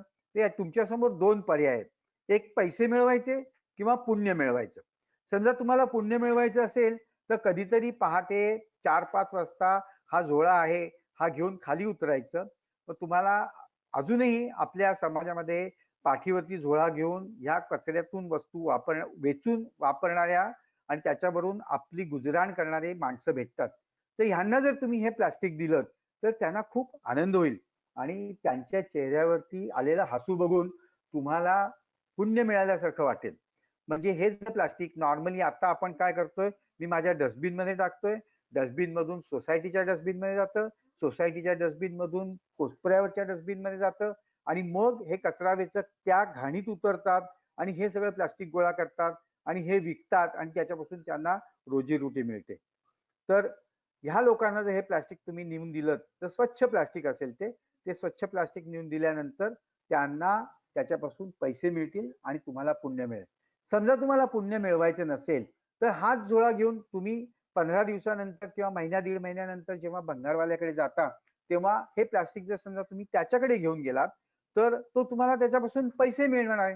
त्यामुळे पैसे मिळवणं का पुण्य मिळवणं हे तुमच्या समोर ऑप्शन आहे. त्यामुळे जस्ट एक 10 ते 15 रुपयाचा झोळा तुमच्या घरामध्ये लावून तुम्ही हे पुण्य मिळवू शकता. सोपं आहे की नाही मला तुम्ही सांगा. 10 ते 15 रुपये तर तुम्ही नक्की खर्च करू शकाल किंवा घरातली एक पिशवी लावा आणि ह्या पिशवीमध्ये हे सगळं प्लास्टिक गोळा करा. म्हणजे 5व्या प्रकारचा कचरा आपण शून्य केला आणि आपल्याला किती मार्क मिळाले? 50 मार्क मिळाले. चला आता 6व्या प्रकारचा कचरा जो खूप महत्वाचा आहे त्याच्याबद्दल मी बोलणार आहे. हे जे तुम्हाला लटकवलेलं प्लास्टिक दिसतं ना, हे प्लास्टिक म्हणजे जे प्लास्टिक ज्याच्यामुळे आपला सगळा परिसर खराब होतो ते प्लास्टिक आहे. हे वर्धन हे प्लास्टिक आहे. असं प्रकारचं प्लास्टिक आपल्या घरामध्ये आता अनंत प्रकारे येत असतं आणि ह्या प्लास्टिकचं काय करायचं असा तुमच्या समोर प्रश्न निर्माण होतो. खरं तर खरा प्रश्न आहे तो ह्या प्लास्टिकचं काय करायचं असं. आणि ह्या प्लास्टिक बद्दल कोणीही बोलत नाही. ह्या प्लास्टिक बद्दल कोणीही चकार शब्द काढत नाही. ह्या प्लास्टिक पासून काही जण तेल बनवतात, काही जण हे रस्त्यांसाठी वापरतात. पण मूळ प्रश्न असा आहे की तुमच्या घरात तयार झालेलं प्लास्टिक, अस्वच्छ प्लास्टिक हे स्वच्छ करायचं आणि ते त्यांच्यापर्यंत पोचतं करायचं. हे कोण करणार हा मोठा प्रश्न आहे. आणि हे कोण न करणारी माणसं हे करणारं कोणी नसतं. त्यामुळे सामान्य माणूस हा कचरा रस्त्यावरती सोडून देतो. तुम्हाला कधीही जाड प्लास्टिक रस्त्यावरती सापडणार नाही.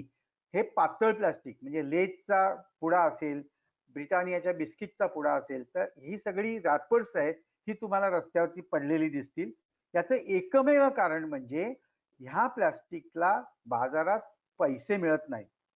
आता ह्या प्लास्टिक पासून जर सुटकारा करायचा असेल तर खरं तर हे प्लास्टिक बनवलंच नाही पाहिजे. पण हे माझ्या हातात नाहीये. माझ्या हातात हे प्लास्टिक येतच असतं. आता ह्या प्लास्टिकचं काय करायचं हा माझ्या समोर प्रश्न होता.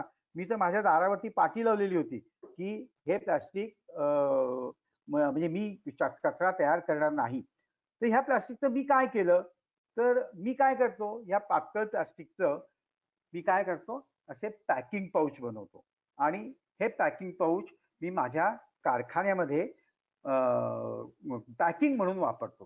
हे पॅकिंग पाऊच कसे मी बनवतो हे दाखवणारी मी एक व्हिडिओ तुम्हाला दाखवतोय, तो जरा तुम्ही बघा. ऑडिओ मी तुम्हाला सांगतो, मी व्हिडिओ तुम्ही बघा. ऑडिओ त्याचा ऑडिओ आहे.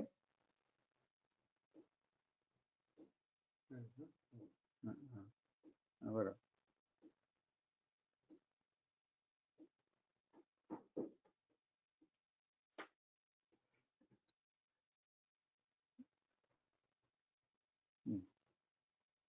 ठीक आहे.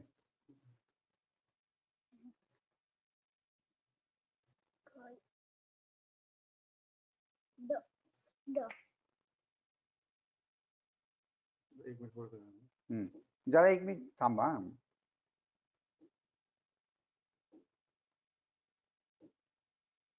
नाही तो हा हे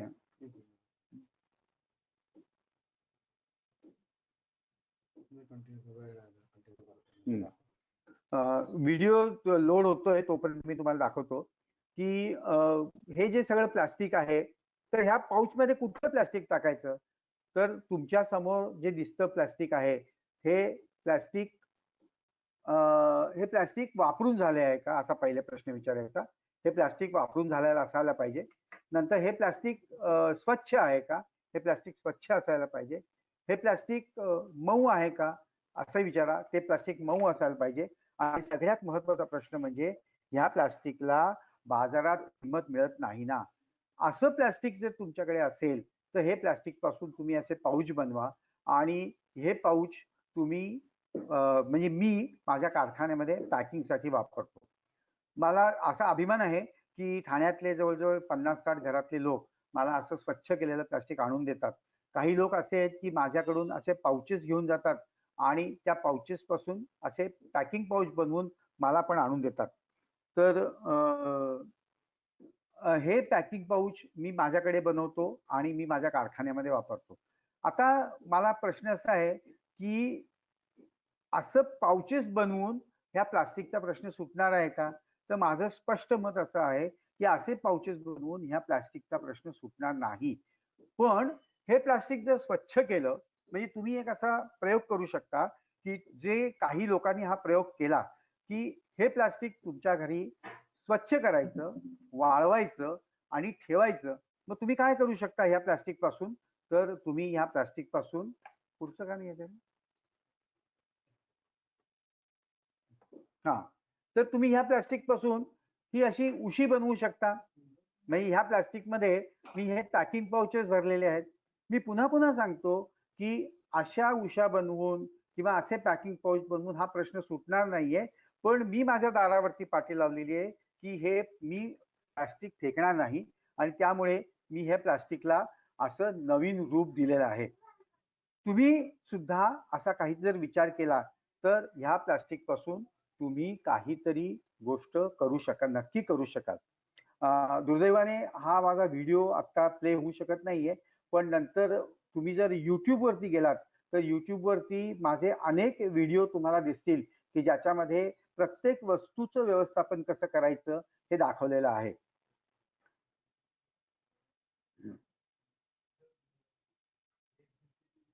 आता बघा, एक मिनिट हा. म्हणजे आता मी तुम्हाला पातळ प्लास्टिकचं सुद्धा व्यवस्थापन कसं करायचं हे सांगितलं. आता आपण जाऊया पुढच्या कचऱ्याकडे, तो म्हणजे 7 आणि 8 नंबरचा कचरा, म्हणजे नारळाच्या करवंट्या आणि सामायिक आहारातील मोठी हाडं. नारळाच्या करवंट्या या निसर्ग निर्मित गोष्ट आहे. याचं विघटन होण्यासाठी खूप दिवस लागतात. त्याचप्रमाणे सामिष आहारातील मोठी हाडं आहेत, ती सुद्धा ती सुद्धा खतात कन्वर्ट होण्यासाठी खूप वेळ लागतो. त्यामुळे ह्या नारळाच्या करवंट्या मी काय करतो, तर नारळाच्या करवंट्या माझ्याकडे जमा झाल्यानंतर जेव्हा मी सकाळी फिरायला जातो तेव्हा मला काही घरं अशी अजूनही दिसतात की ज्या घरांच्या मध्ये अजूनही बंब किंवा शेगडी पेटवलेली असते, त्या घरांच्या समोर मी नारळाच्या करवंट्या ठेवून देतो आणि माझ्याकडच्या 7व्या कचऱ्याचा मी व्यवस्थापन करतो. तुम्ही सुद्धा असं केलं तर तुम्हाला 70 मार्क मिळणार आहेत. आता राहिलेली जी 9वी आणि 10वी गोष्ट आहे ती मात्र थोडीशी अवघड आहे, म्हणजे मेडिकल वेस्ट. तर हे मेडिकल वेस्ट जे आहे ते मेडिकल वेस्टचं व्यवस्थापन हे सामान्य माणूस करू शकत नाही. पण ठाण्यामध्ये एन्व्हायरो विजिल नावाची कंपनी आहे जिथे इन्सिनेटर बसवलेला आहे. ह्या इन्सिनेटरमध्ये जर तुम्ही तुमचं मेडिकल वेस्ट नेऊन दिलं तर ह्या मेडिकल वेस्ट पासून हे मेडिकल वेस्ट इन्सिनेटरमध्ये टाकून जाळलं जातं.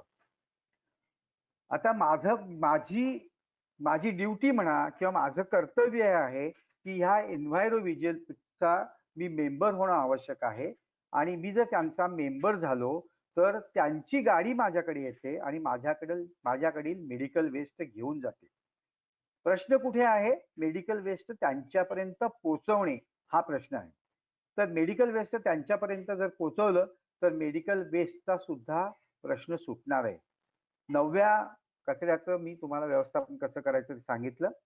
सर्वात महत्वाचा म्हणजे सर्वात शेवटचा कचरा म्हणजे 10वा कचरा ई वेस्ट जो सध्या तयार होतो.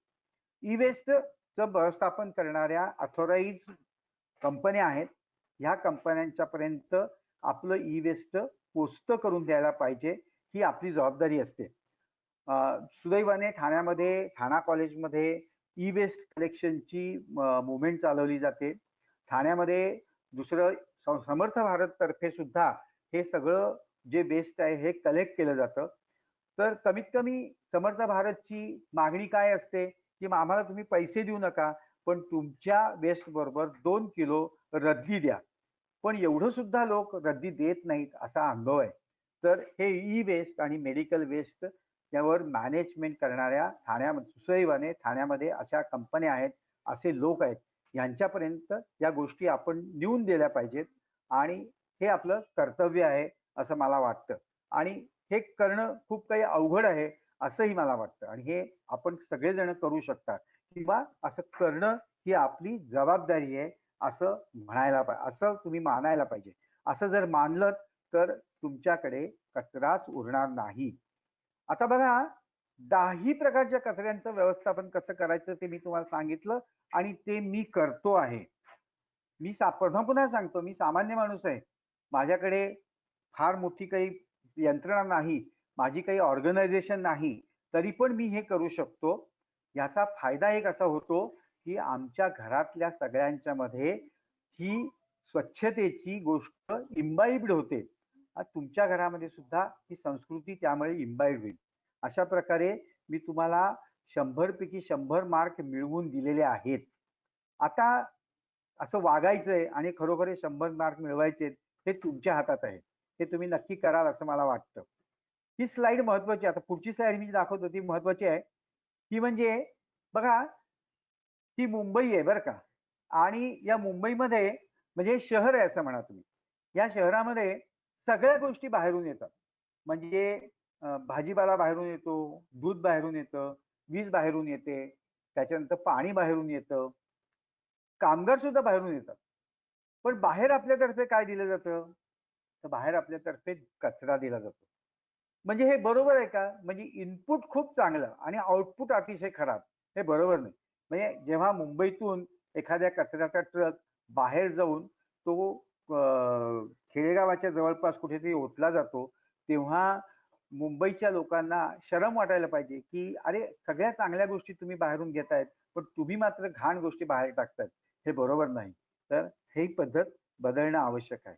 याच्या पुढची स्लाइड जी आहे ती सुद्धा फार महत्वाची आहे. ती म्हणजे ही जी मंडळी सगळी दिसतात ना यांनी अशक्य गोष्टी शक्य करून दाखवल्या बघा. म्हणजे जवळजवळ 150 वर्षापूर्वी जर एखाद्या माणसाने सांगितलं असतं की लोखंडाचे 2 रूळ टाका आणि त्याच्यावरून तुम्ही वाहतूक करा तर लोक हसली असती त्याला. म्हणजे त्यांनी सांगितलं असतं की अरे हे अशक्य आहे म्हणून. त्याच्यानंतर राजाराम मोहन रायांनी सतीची चाल बंद केली. वर्गीस सारख्या माणसाने दूध जे खेडेगावातून मुंबईत येतं ते त्यावेळेला लोकांनी अशक्य सांगितलं होतं ते शक्य करून दाखवलं. तर ज्या अशक्य गोष्टी आहेत ना त्या शक्य होऊ शकतात.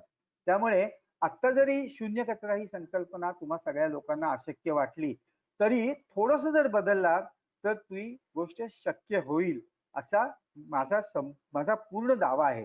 आणि हे कोणी करायचंय तर हे आपणच करायचंय आणि हे आपण करणार असं मला खात्री आहे. आता मी तुम्हाला साधारण तासाभरामध्ये बऱ्याच गोष्टी सांगितल्या, पण ह्या सगळ्या गोष्टी सविस्तर तुम्हाला माझ्या या पुस्तकामध्ये सापडतील. आणि जर समजा तुम्ही तुमचे फोन नंबर किंवा तुम्ही जर व्हॉट्सअपवर असाल तर तुमचे व्हॉट्सअप नंबर मला दिलेत आणि तुमचं ईमेल ऍड्रेस दिलेत, तर हे पुस्तक तुम्हाला सॉफ्ट स्वरूपामध्ये तुम्हाला तुमच्या घरापर्यंत पोचतो होईल. आणि जर समजा तुम्हाला हार्ड कॉपी पाहिजे असेल तर तुम्ही मला तुमचा पत्ता कळवलात तर तुम्ही तुमच्यापर्यंत त्या पुस्तकाची हार्ड कॉपी सुद्धा मिळेल. हे पुस्तक इंग्रजीमध्ये आणि मराठीमध्ये सध्या अवेलेबल आहे. सध्या ह्याची 14वी आवृत्ती निघणार आहे. तेव्हा तुम्हाला जर हे पुस्तक पाहिजे असेल तर नक्की माझ्याशी संपर्क साधा. या सभेच्या शेवटी मी असं म्हणेन, लोक मला ही सगळी सभा झाली की काय म्हणतात, तावणकर यू आर ग्रेट. मला असं म्हणायचंय, no no, we will be great. आपण ग्रेट होऊन दाखवूया. दारावरती पाटी लावणं हे सहज सोपं आहे, की दारावरती पाटी लावणारी घरं वाढायला पाहिजेत असं माझं म्हणणं आहे. जे अनेक पर्यावरण प्रेमी लोक आहेत किंवा जे अनेक लोक कचऱ्यावरती काम करतात त्यांना माझी अशी विनंती आहे की त्यांनी आपल्या घरावरच्या दारावरती पाटी लावावी. म्हणजे लोकांच्या मध्ये एक प्रकारची जागृती निर्माण होईल. लोक विचारायला येतील, अरे हे काय करतायत तुम्ही. आणि असं थेंबे थेंबे जसं तळस असतं म्हणतात तसं एका माणसापासून 2 माणसं, 2 माणसापासून 4 माणसं, 4 माणसापासून 8 माणसं, असं करत करत कचरा न तयार करणारी माणसं वाढतील आणि कचऱ्याच्या प्रश्नातून आपण कायमचे सुटू असं मला वाटतं. धन्यवाद. हे झालं. धन्यवाद सर. धन्यवाद तामणकर सर. आताच जे व्याख्यान जे आपण दिलं जेणेकरून प्रत्येकाने शून्य कचरा व्यवस्थापन कसं करावं ते खरोखर सहज शक्य होणाऱ्या सगळ्या गोष्टी तुम्ही सांगितलेल्या आहेत. यामध्ये आता आपण पुढच्या भागाकडे वळतोय तर प्रश्नोत्तरांच्या. मला माहितीये की आपण ऑलरेडी ऑलमोस्ट 1.5 तास आपण आता व्याख्यानामध्ये आहोत. एक पुढची 5 ते 10 मिनिटं आपण प्रश्नोत्तरांना देऊया. काही जणांनी प्रश्न ऑलरेडी आपल्या चॅट बॉक्स मध्ये टाकलेले आहेत, ज्याच्यात आपण चॅट बॉक्स थ्रू आपण घेऊया. तर मी तुम्हाला एक एक प्रश्न सांगत जाईन त्यातला आणि त्या पद्धतीने तुम्ही त्याच्यावरती त्यांच्या उत्तर द्या.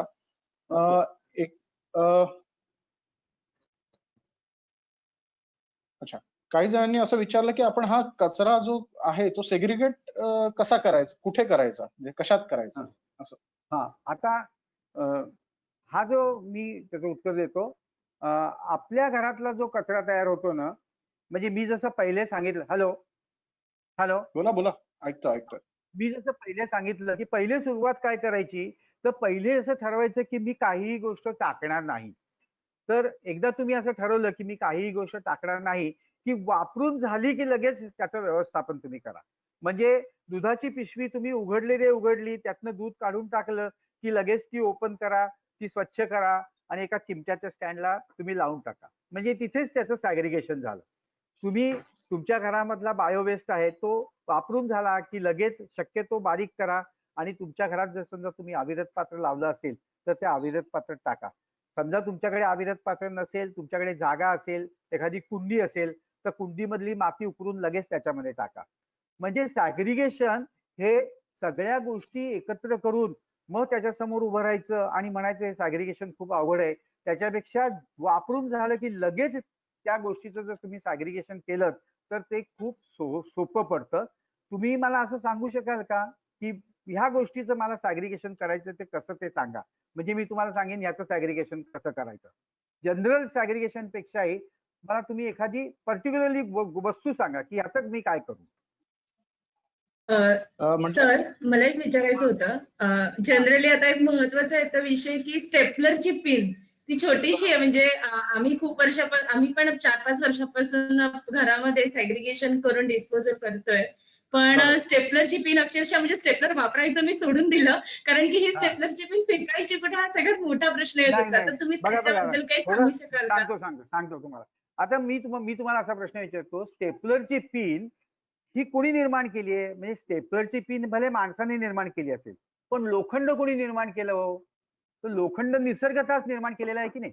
आता ही स्टेपलरची पिन म्हणजे एखादं लोखंड गंजतं म्हणजे काय होतं, तर त्याचं फेरस ऑक्साईड बनतं की नाही. तर ही स्टेपलरची पिन जर तुम्ही तुमच्या कुंडीमधल्या मातीमध्ये टाकलीत तर काही दिवसांनी ती गंजेल आणि ती मातीमध्ये नाहीशी होईल. त्याचं फेरस ऑक्साईड बनतं गंजलं की.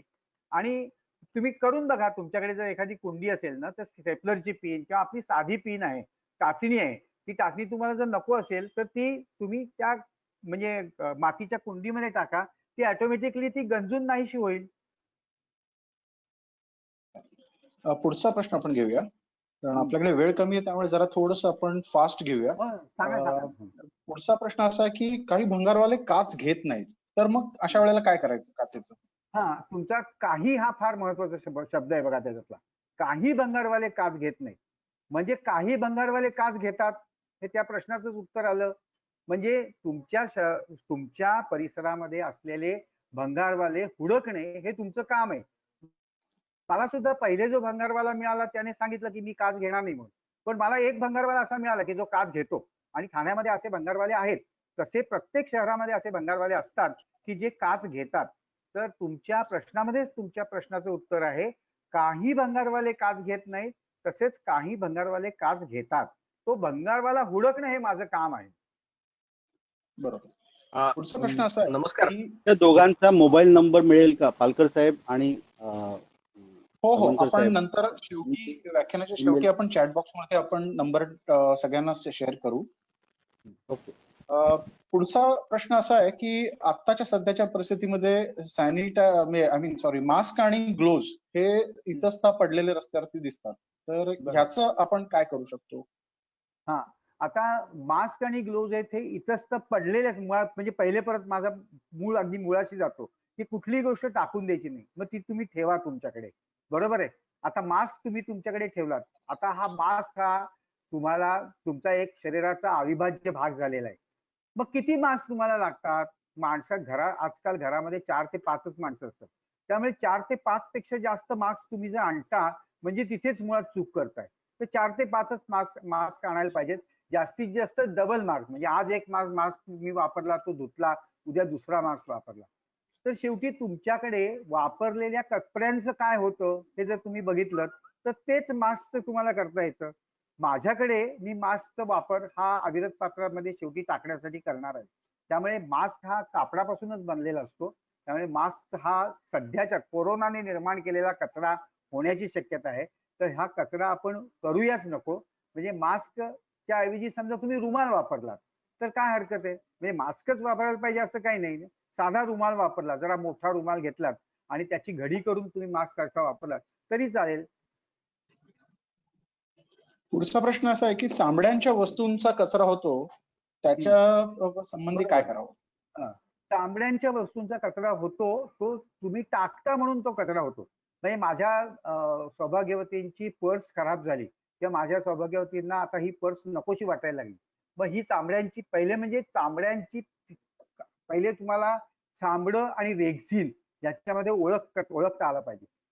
ते जर चामडं असेल तर ते चामडं जर तुम्ही भंगार नाही, एखाद्या चांभाराच्या दुकानासमोर नेऊन ठेवलं. आता तुम्ही जर ती पर्स वापरलेली जर समजा चांभाराकडे गेलात आणि त्याला तुम्ही सांगितलं की बाबा ही माझी वापरलेली पर्स आहे, तू घे, तर तो तुम्हाला नाही म्हणेल, कारण त्याचा तो व्यवसायाचा भाग आहे.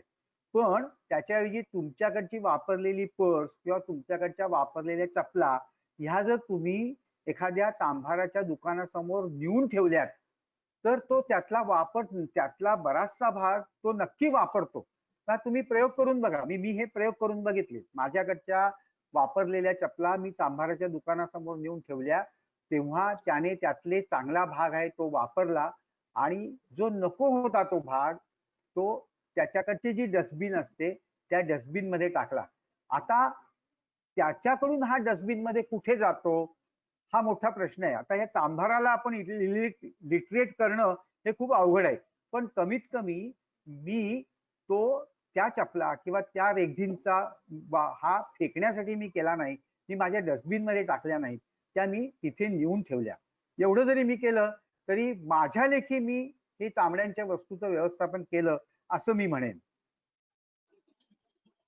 इनफॅक्ट त्याला फक्त एक जोड देतो मी, की हम्म, ऍक्च्युली जे आपले भंगारवाले आहेत हे लक्षात घ्या, हम्म, की आपल्या आपलं जे आंतरवस्त्र असतं हम्म, याच्यापासून जर आपण ते व्यवस्थित स्वच्छ करून जरी आपण भंगारवाल्यांना दिलं, तर ते भंगारवाले त्या प्रत्येक गोष्टीचा उपयोग करतात. ते थेंबे थेंबे करतात. सगळ्या गोष्टी करतात. अगदी आता 100% ह्याच्यातली एक गोष्ट करतात. यासाठी मी सांगतोय, की आम्ही डोंबिवलीमध्ये 200 भंगारवाल्यांना एकत्र केलेलं. जवळजवळ 200 भंगारवाले आहेत डोंबिवलीमध्ये गल्लीबोळात. बर. आणि हा ह्यांचं एक हा. संमेलन भरवलं. आणि या बरोबर. संमेलनामध्ये सुक्या कचऱ्यासाठी काय करायचं असा एक विचारलं, तर ते त्यातल्या काही जणांनी आम्हाला सांगितलं, साहेब आमच्याकडे प्रत्येक गोष्टीला सोल्युशन आहे. म्हणजे हा. चामड्याची वस्तू आणि रेक्झिनची वस्तू तर त्यांच्यासाठी तर ते फार मोठी गोष्ट आहे, कारण त्याच्यातनं एवढ्या छोट्या हो. छोट्या गोष्टी बनतात की जिथे बरोबर. धारावी सारखी आपल्या मुंबईमध्ये एक मोठी उद्योग यंत्रणा आहे. आहे, त्या ठिकाणी ह्या बरोबर. सगळ्या गोष्टी सप्लाय करून त्यातनं अनेक गोष्टी बनतात. मगाशी मी जे म्हंटल आंतरवस्त्रातलं, तुम्हाला कळणार पण नाही, डोंबिवलीमध्ये एका भंगारवाल्यानी 40 किलो अशी चिंधी आणि असे जुने कपडे जमवले, त्याच्या फाडून चिंध्या केल्या. कारण कसं असतं की जशाच्या तसं जर ते दिलं गेलं तर ती वापरली जाण्याची शक्यता कमी असते, ते फेकण्याची क्रिया होते. म्हणून ह्या बरोबर. भंगारवाल्यांनी काय केलं की त्याच्या चिंध्या कापल्या सगळ्याच्या. त्यामुळे ते बरोबर. नक्की काय कापड होतं हे कोणाला कळेना. आणि मग त्यानंतर मग आपल्या पायपुसणी बनवणं, आपले मॉब बनवणं, लादी पुसायचे मॉब किंवा फर्नेसचे झाडू, ह्या सगळ्यासाठी उपयोग होतो. पुन्हा ते क्लीन करून आणि सगळ्यासाठी. म्हणजे फक्त मला ज्या भंगारवाल्यांनी माहिती दिली म्हणून मी तुमच्यापर्यंत ही माहिती हो. पोहोचवतोय. नाही नाही नाही, मी तुम्हाला एक एक पाऊल पुढे जाऊन सांगतो, की ह्या ज्या सगळ्या वस्तू आहेत, म्हणजे ज्या पुनर्वापर करायचा, ह्याचा एक आणखीन एक चांगला आउटलेट असा आहे, की कारखान्यांच्या मध्ये चिंध्या लागतात. म्हणजे माझा कारखाना आहे म्हणून मला माहिती आहे, आम्ही चिंध्या विकत घेतो. म्हणजे शिंप्याकडच्या चिंध्या आम्ही विकत घेतो आणि ह्या चिंध्या पुरवणारी माणसं आहेत आमच्याकडे आणि यांच्याकडून आम्ही चिंध्या घेतो. तर हे अंतःवस्त्राच्या ज्या चिंध्या करून आम्हाला दिल्या त्या सुद्धा वापरल्या जातात. मग ते आम्ही मशीन सगळं साफ केल्यानंतर त्याला तेल लागतं आणि मग ते कलेक्ट करणारे पण लोक आहेत आणि ते कलेक्ट करून फर्नेस वापरणारे जे लोक आहेत, त्या फर्नेस वापरणाऱ्या लोकांच्याकडे हे ऑइल लागलेल्या सगळ्या चिंध्या दिल्या जातात आणि त्या तिथे रेग्युलर जाळल्या जातात आणि त्याच्यापासून एनर्जी केली जाते. काही पुढचा प्रश्न मला असा आलेला आहे. हा बोला. मी सचिन बोला बोलतोय, बोला. सचिन पोद्दार क्लिअर. मला एक प्रश्न आहे की बरेचसे म्हणजे कोणताही भंगारवाला समजा प्लास्टिकच्या बाटल्या किंवा काचेच्या सुद्धा बाटल्या असतात, तर त्या शक्यतो सफेद कलरच्या असतील तरच घेतात. चॉकलेटी कलरच्या किंवा हिरव्या कलरच्या बाटल्या किंवा ह्या ज्या मोठ्या मोठ्या ज्या काचा असतात ना, जशा स्लायडिंगच्या काचा किंवा आरसे असतात आपले घरातले, ह्या अशा काचा किंवा अशा वस्तू ते लोक घ्यायला नकारच देतात. मग अशा वेळेस तो कचरा म्हणजे तसा जो प्लास्टिक असतो, चॉकलेटी किंवा हिरवा कलर किंवा तशी काचेची बाटली, हे शेवटी कचऱ्यामध्ये द्यावं लागतं आणि त्याचं काहीच कुठे दुसरं त्याचं हे नाही करता येत. ह्याच्यावरती काही कारण माहितीये का किंवा दुसरं काही इलाज आहे का? ऐका, याचं कारण असं, कारण मला पण हा प्रॉब्लेम आला होता. अंबर कलरच्या बाटल्या विशेषतः घेतल्या जात नाहीत, कारण अंबर कलरचं प्लास्टिक किंवा अंबर कलरची काच असते ती ती रिसायकल होणं खूप अवघड असतं. म्हणजे ती रिसायकल केली जात नाही. पण नुकतंच मला एक व्हॉट्सअप मेसेज आला की चरक ही कंपनी तुम्हाला माहित असेल बघा, म्हणजे एक आयुर्वेदिक कंपनी आहे, जे ड्रग्ज औषधं बनवतात. तर ह्या कंपनीने जाहीर केलं आहे की अशा प्रकारे म्हणजे त्यांच्याकडून घेतलेली जी औषधं आहेत किंवा त्यांच्याकडून घेतलेली जी औषधं आहेत त्याच्या बाटल्या जर तुम्ही आम्हाला परत दिल्यात तर त्या आम्ही घेऊ आणि त्याचा तुम्हाला रेम्युनरेशन पण देऊ, असं ह्या कंपनीने, म्हणजे एका आयुर्वेदाच्या कंपनीने असं जाहीर केलंय. आणि ही जर कंपनी असं जाहीर करू शकते तर ह्या मोठ्या कंपन्यांनी पण असं जाहीर करायला पाहिजे, की कारण काही गोष्टींमध्ये ह्या कलर बाटल्या वापरणं अशी इसेन्शियल असतं. म्हणजे काही औषधं अशी असतात की ज्यांना सूर्यप्रकाश लागला नाही पाहिजे. तर ह्या अंबर कलरच्या बाटल्या ह्या जर परत त्या कंपनीने घेतल्या तरच हा खरा प्रश्न सुटणार आहे. आणि ह्या कंपनीने असं जाहीर करावं की ह्या बाटल्या आम्ही घेऊ म्हणून, किंवा सरकारने असं त्यांना सांगायला पाहिजे की ह्या बाटल्या तुम्ही परत घेतल्या पाहिजेत म्हणून. हाच त्याला पर्याय आहे. जस्ट ऍडिंग टू सर जे काय म्हणाले त्याच्याच पुढे थोडस ऍड करतो. जेव्हा आम्ही असं भंगारवाल्यांना विचारलं की बाबा तुम्ही अनेक वेळेला काही जणांना म्हणता की आम्ही हे घेणार नाही ते घेणार नाही, आणि मुख्य म्हणजे बाटल्यांचा प्रॉब्लेम हा मला देखील डोंबिवलीमध्ये अनेक जणांनी सांगितलेला होता की बाटल्या आम्ही घेत नाही आणि अशा. तर ते म्हणाले की बाबू हमारा एक तो दुकान इतना छोटा रहता है 10 बाय 10 किंवा त्याच्याही पेक्षा छोटं, त्यात त्यांची फॅमिली पण राहते, तर त्यांना घ्यायचं सगळं असतं पण त्यांच्याकडे जागा नसते. बरं जागा नसते हा एक बरोबर. प्रॉब्लेम आला. जर त्यांनी पुढे फुटपाथवरती ठेवलं तर म्युन्सिपालिटी येऊन त्यांना हेवी पेनल्टी लावतात. म्हणजे 2 रुपयाच्या वस्तूला 500 रुपये त्यांना पेनल्टी लागते. आता ह्या सगळ्या हो. गोष्टीसाठी ते असं म्हणतात की समजा लोकांनी सगळ्यांनी ठरवलं की हे देणार, हम्म. तर ते म्हणतात हम्म. की मीच ठेवीन असं नाही, की आमच्याकडचा एक जण असा असतो की जो त्याच्यासाठी सोय करेल, की त्या तुटलेल्या काचा असतील नंतर वेगळ्या काचा असतील ही आम्ही सोय करू शकतो. पण लोकांनी सगळ्यांनी द्यायला सुरुवात केली म्हणजे डिमांड सप्लाय हा. अगेन. तर बरोबर. त्या करेक्ट. एकत्रितपणे करायला आम्ही म्हणजे पुढे मुळात येऊ. म्हणजे मुळात माणूस बदलायला पाहिजे. करेक्ट. हम्म. कोणी देत नाही म्हणून ते ठेवत नाहीत, नाही, कारण 2-4 ठेवणं माणूस हे आपण प्रॉब्लेम. सामान्य माणूस टाकून आपला प्रश्न सोडवतो असं वाटतं, पण तो टाकू नका तुम्ही. तुम्ही जर तुमच्याकडे ठेवलात तर प्रश्न जनरेट होईल आणि प्रत्येक प्रश्नाला उत्तर आहे. असं नाही, एकही प्रश्न असा नाही की ज्याला उत्तर नाही. पण आता डोंबिवलीमध्ये जस्ट सचिनजींना सांगायचं की डोंबिवलीमधले भंगारवाले मॅक्झिमम ह्या गोष्टी घेतात आणि त्यांच्याकडे 4-5 जरी गोष्टी जमल्या तरी जो जमवणारा माणूस आहे त्याच्यापर्यंत ते पास ऑन करतात. बरोबर. आणि असं थँक्यू. आपले मला एक सांगायचं की आपले असे ग्रुप आहेत की जे कचऱ्यावरती चर्चा करतात. तर ह्या ग्रुपवरती जर समजा तुम्ही विचारलं तर तुम्हाला या प्रश्नांची उत्तरं मिळतील. याचं काय करू? म्हणजे ठाण्यामध्ये सुद्धा समर्थ भारत असं सगळं प्लास्टिक गोळा करतं आणि इथे 3 हात नाक्याच्या खाली हे भंगारवाले एकत्र येतात आणि त्यांना पाहिजे ते त्याचं प्लास्टिक घेतात. सर पुढचा प्रश्न असा आलेला आहे की तुम्ही नारळाच्या करवंट्या आणि मेडिकल वेस्ट जाळतो असं म्हणालात, पण ते टेम्परेचर राईज होणार, मग ते जाळण्याऐवजी दुसरा काही पर्याय आहे का असं त्यांनी विचारलं. नाही नाही, मी नारळाच्या करवंट्या ज्यांच्याकडे गरम पाणी चुलीवर आणखीन बंबामध्ये केलं जातं अशा लोकांच्या पर्यंत पोस्ट करतो असं मी सांगितलं. आणि मेडिकल वेस्ट हे मी माझ्याकडे जे ठाण्यामध्ये जे एन्व्हायरो विजिल नावाची कंपनी आहे त्यांच्यापर्यंत नेऊन देतो. त्यांच्याकडे ते इन्सिनरेट केलं जातं. कारण मेडिकल वेस्टमध्ये असे काही जंतू असतात की जे तुम्ही जर जाळलेत तर त्याच्यात धुरातून सुद्धा ते जिवंत राहू शकतात. तर ते 850 डिग्री टेम्परेचरपर्यंत वाढवणं, टेम्परेचरला नेऊन जाणं आवश्यक असतं. तर अशी सोय सामान्य माणूस करू शकत नाही. सुदैवाने ठाण्यामध्ये ती सोय आहे. प्रत्येक नगरपालिकेचं हे खरं कर्तव्य आहे की त्यांनी असा इन्सिनरेटर बसवला पाहिजे आणि नागरिकांचं हे कर्तव्य आहे की बायोवेस्ट ही त्यांच्यापर्यंत बायोवेस्ट मेडिकल वेस्ट ही त्यांच्यापर्यंत पोचती करायला पाहिजे. मी मेडिकल वेस्ट जाळत अजिबात नाही. म्हणजे मी मेडिकल वेस्ट जाळत नाही. मी फक्त नारळाच्या करवंट्या जिथे जाळल्या जातात तिथपर्यंत पोचत्या करतो. पुढचा प्रश्न असा आहे की साबणांचे तुकडे जे जमतात त्याचं काय करायचं. अहो साबणांचे तुकडे बनतात ते तुमच्या लिक्विड सोप असतो ना त्याच्यामध्ये टाका, त्याचं पाणी करा साबणांच्या तुकड्यांचं. म्हणजे लिक्विड सोप मध्ये तुम्ही जर समजा टाकलेत ना साबणांचे तुकडे बारीक करून तर त्याचं पाणीच होणार ना, साबण विरघळतात पाण्यामध्ये. ओके. एक आपला वेळ बराच पुढे चाललेला आहे, तर आपण थोडं इथे विराम घेऊया आणि तुमचे जे काही पुढचे प्रश्न असतील ते नंबर ह्याच्यावरती मी चॅटबॉक्स वरती दिलेला आहे सरांचा. तुम्ही त्यांना व्हॉट्सअप करून ते प्रश्न विचारून तुमच्या शंकांचं निरसन करून घ्या. आणि कौस्तुभ सरांनी आज आपल्याला इथे येऊन ज्या पद्धतीने मार्गदर्शन केलेलं आहे, फार छोट्या छोट्या आणि सोप्या गोष्टीतनं आपण एवढ्या मोठ्या प्रकारचा एक आपली देशभक्ती, आपली देशसेवा ज्या पद्धतीने आपण सैनिक फ्रंटवरती देतो, देशभक्ती दाखवतो, तशीच आपल्याला देखील आपली देशभक्ती, देशसेवा दाखवण्याची आपल्या घरापासून कशी आपण सुरुवात करू शकतो ह्याचं देखील उत्कृष्ट उदाहरण कौस्तुभ सरांनी आपल्याला सांगितलं. मी कौस्तुभ सरांचे या ठिकाणी खूप खूप आभार मानतो. त्यांनी आपली ही आपले जे काही परिश्रम ह्याच्यासाठी एफर्ट्स जे दिलेले आहेत शून्य कचरा करण्यासाठीचे आणि आपल्याला ते ज्ञान आयतं मिळवून दिलेलं आहे, तर त्याबद्दल मी कौस्तुभ सरांचे खूप खूप आभार.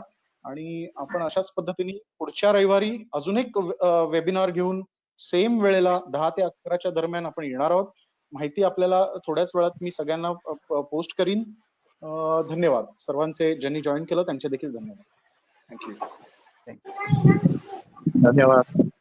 धन्यवाद.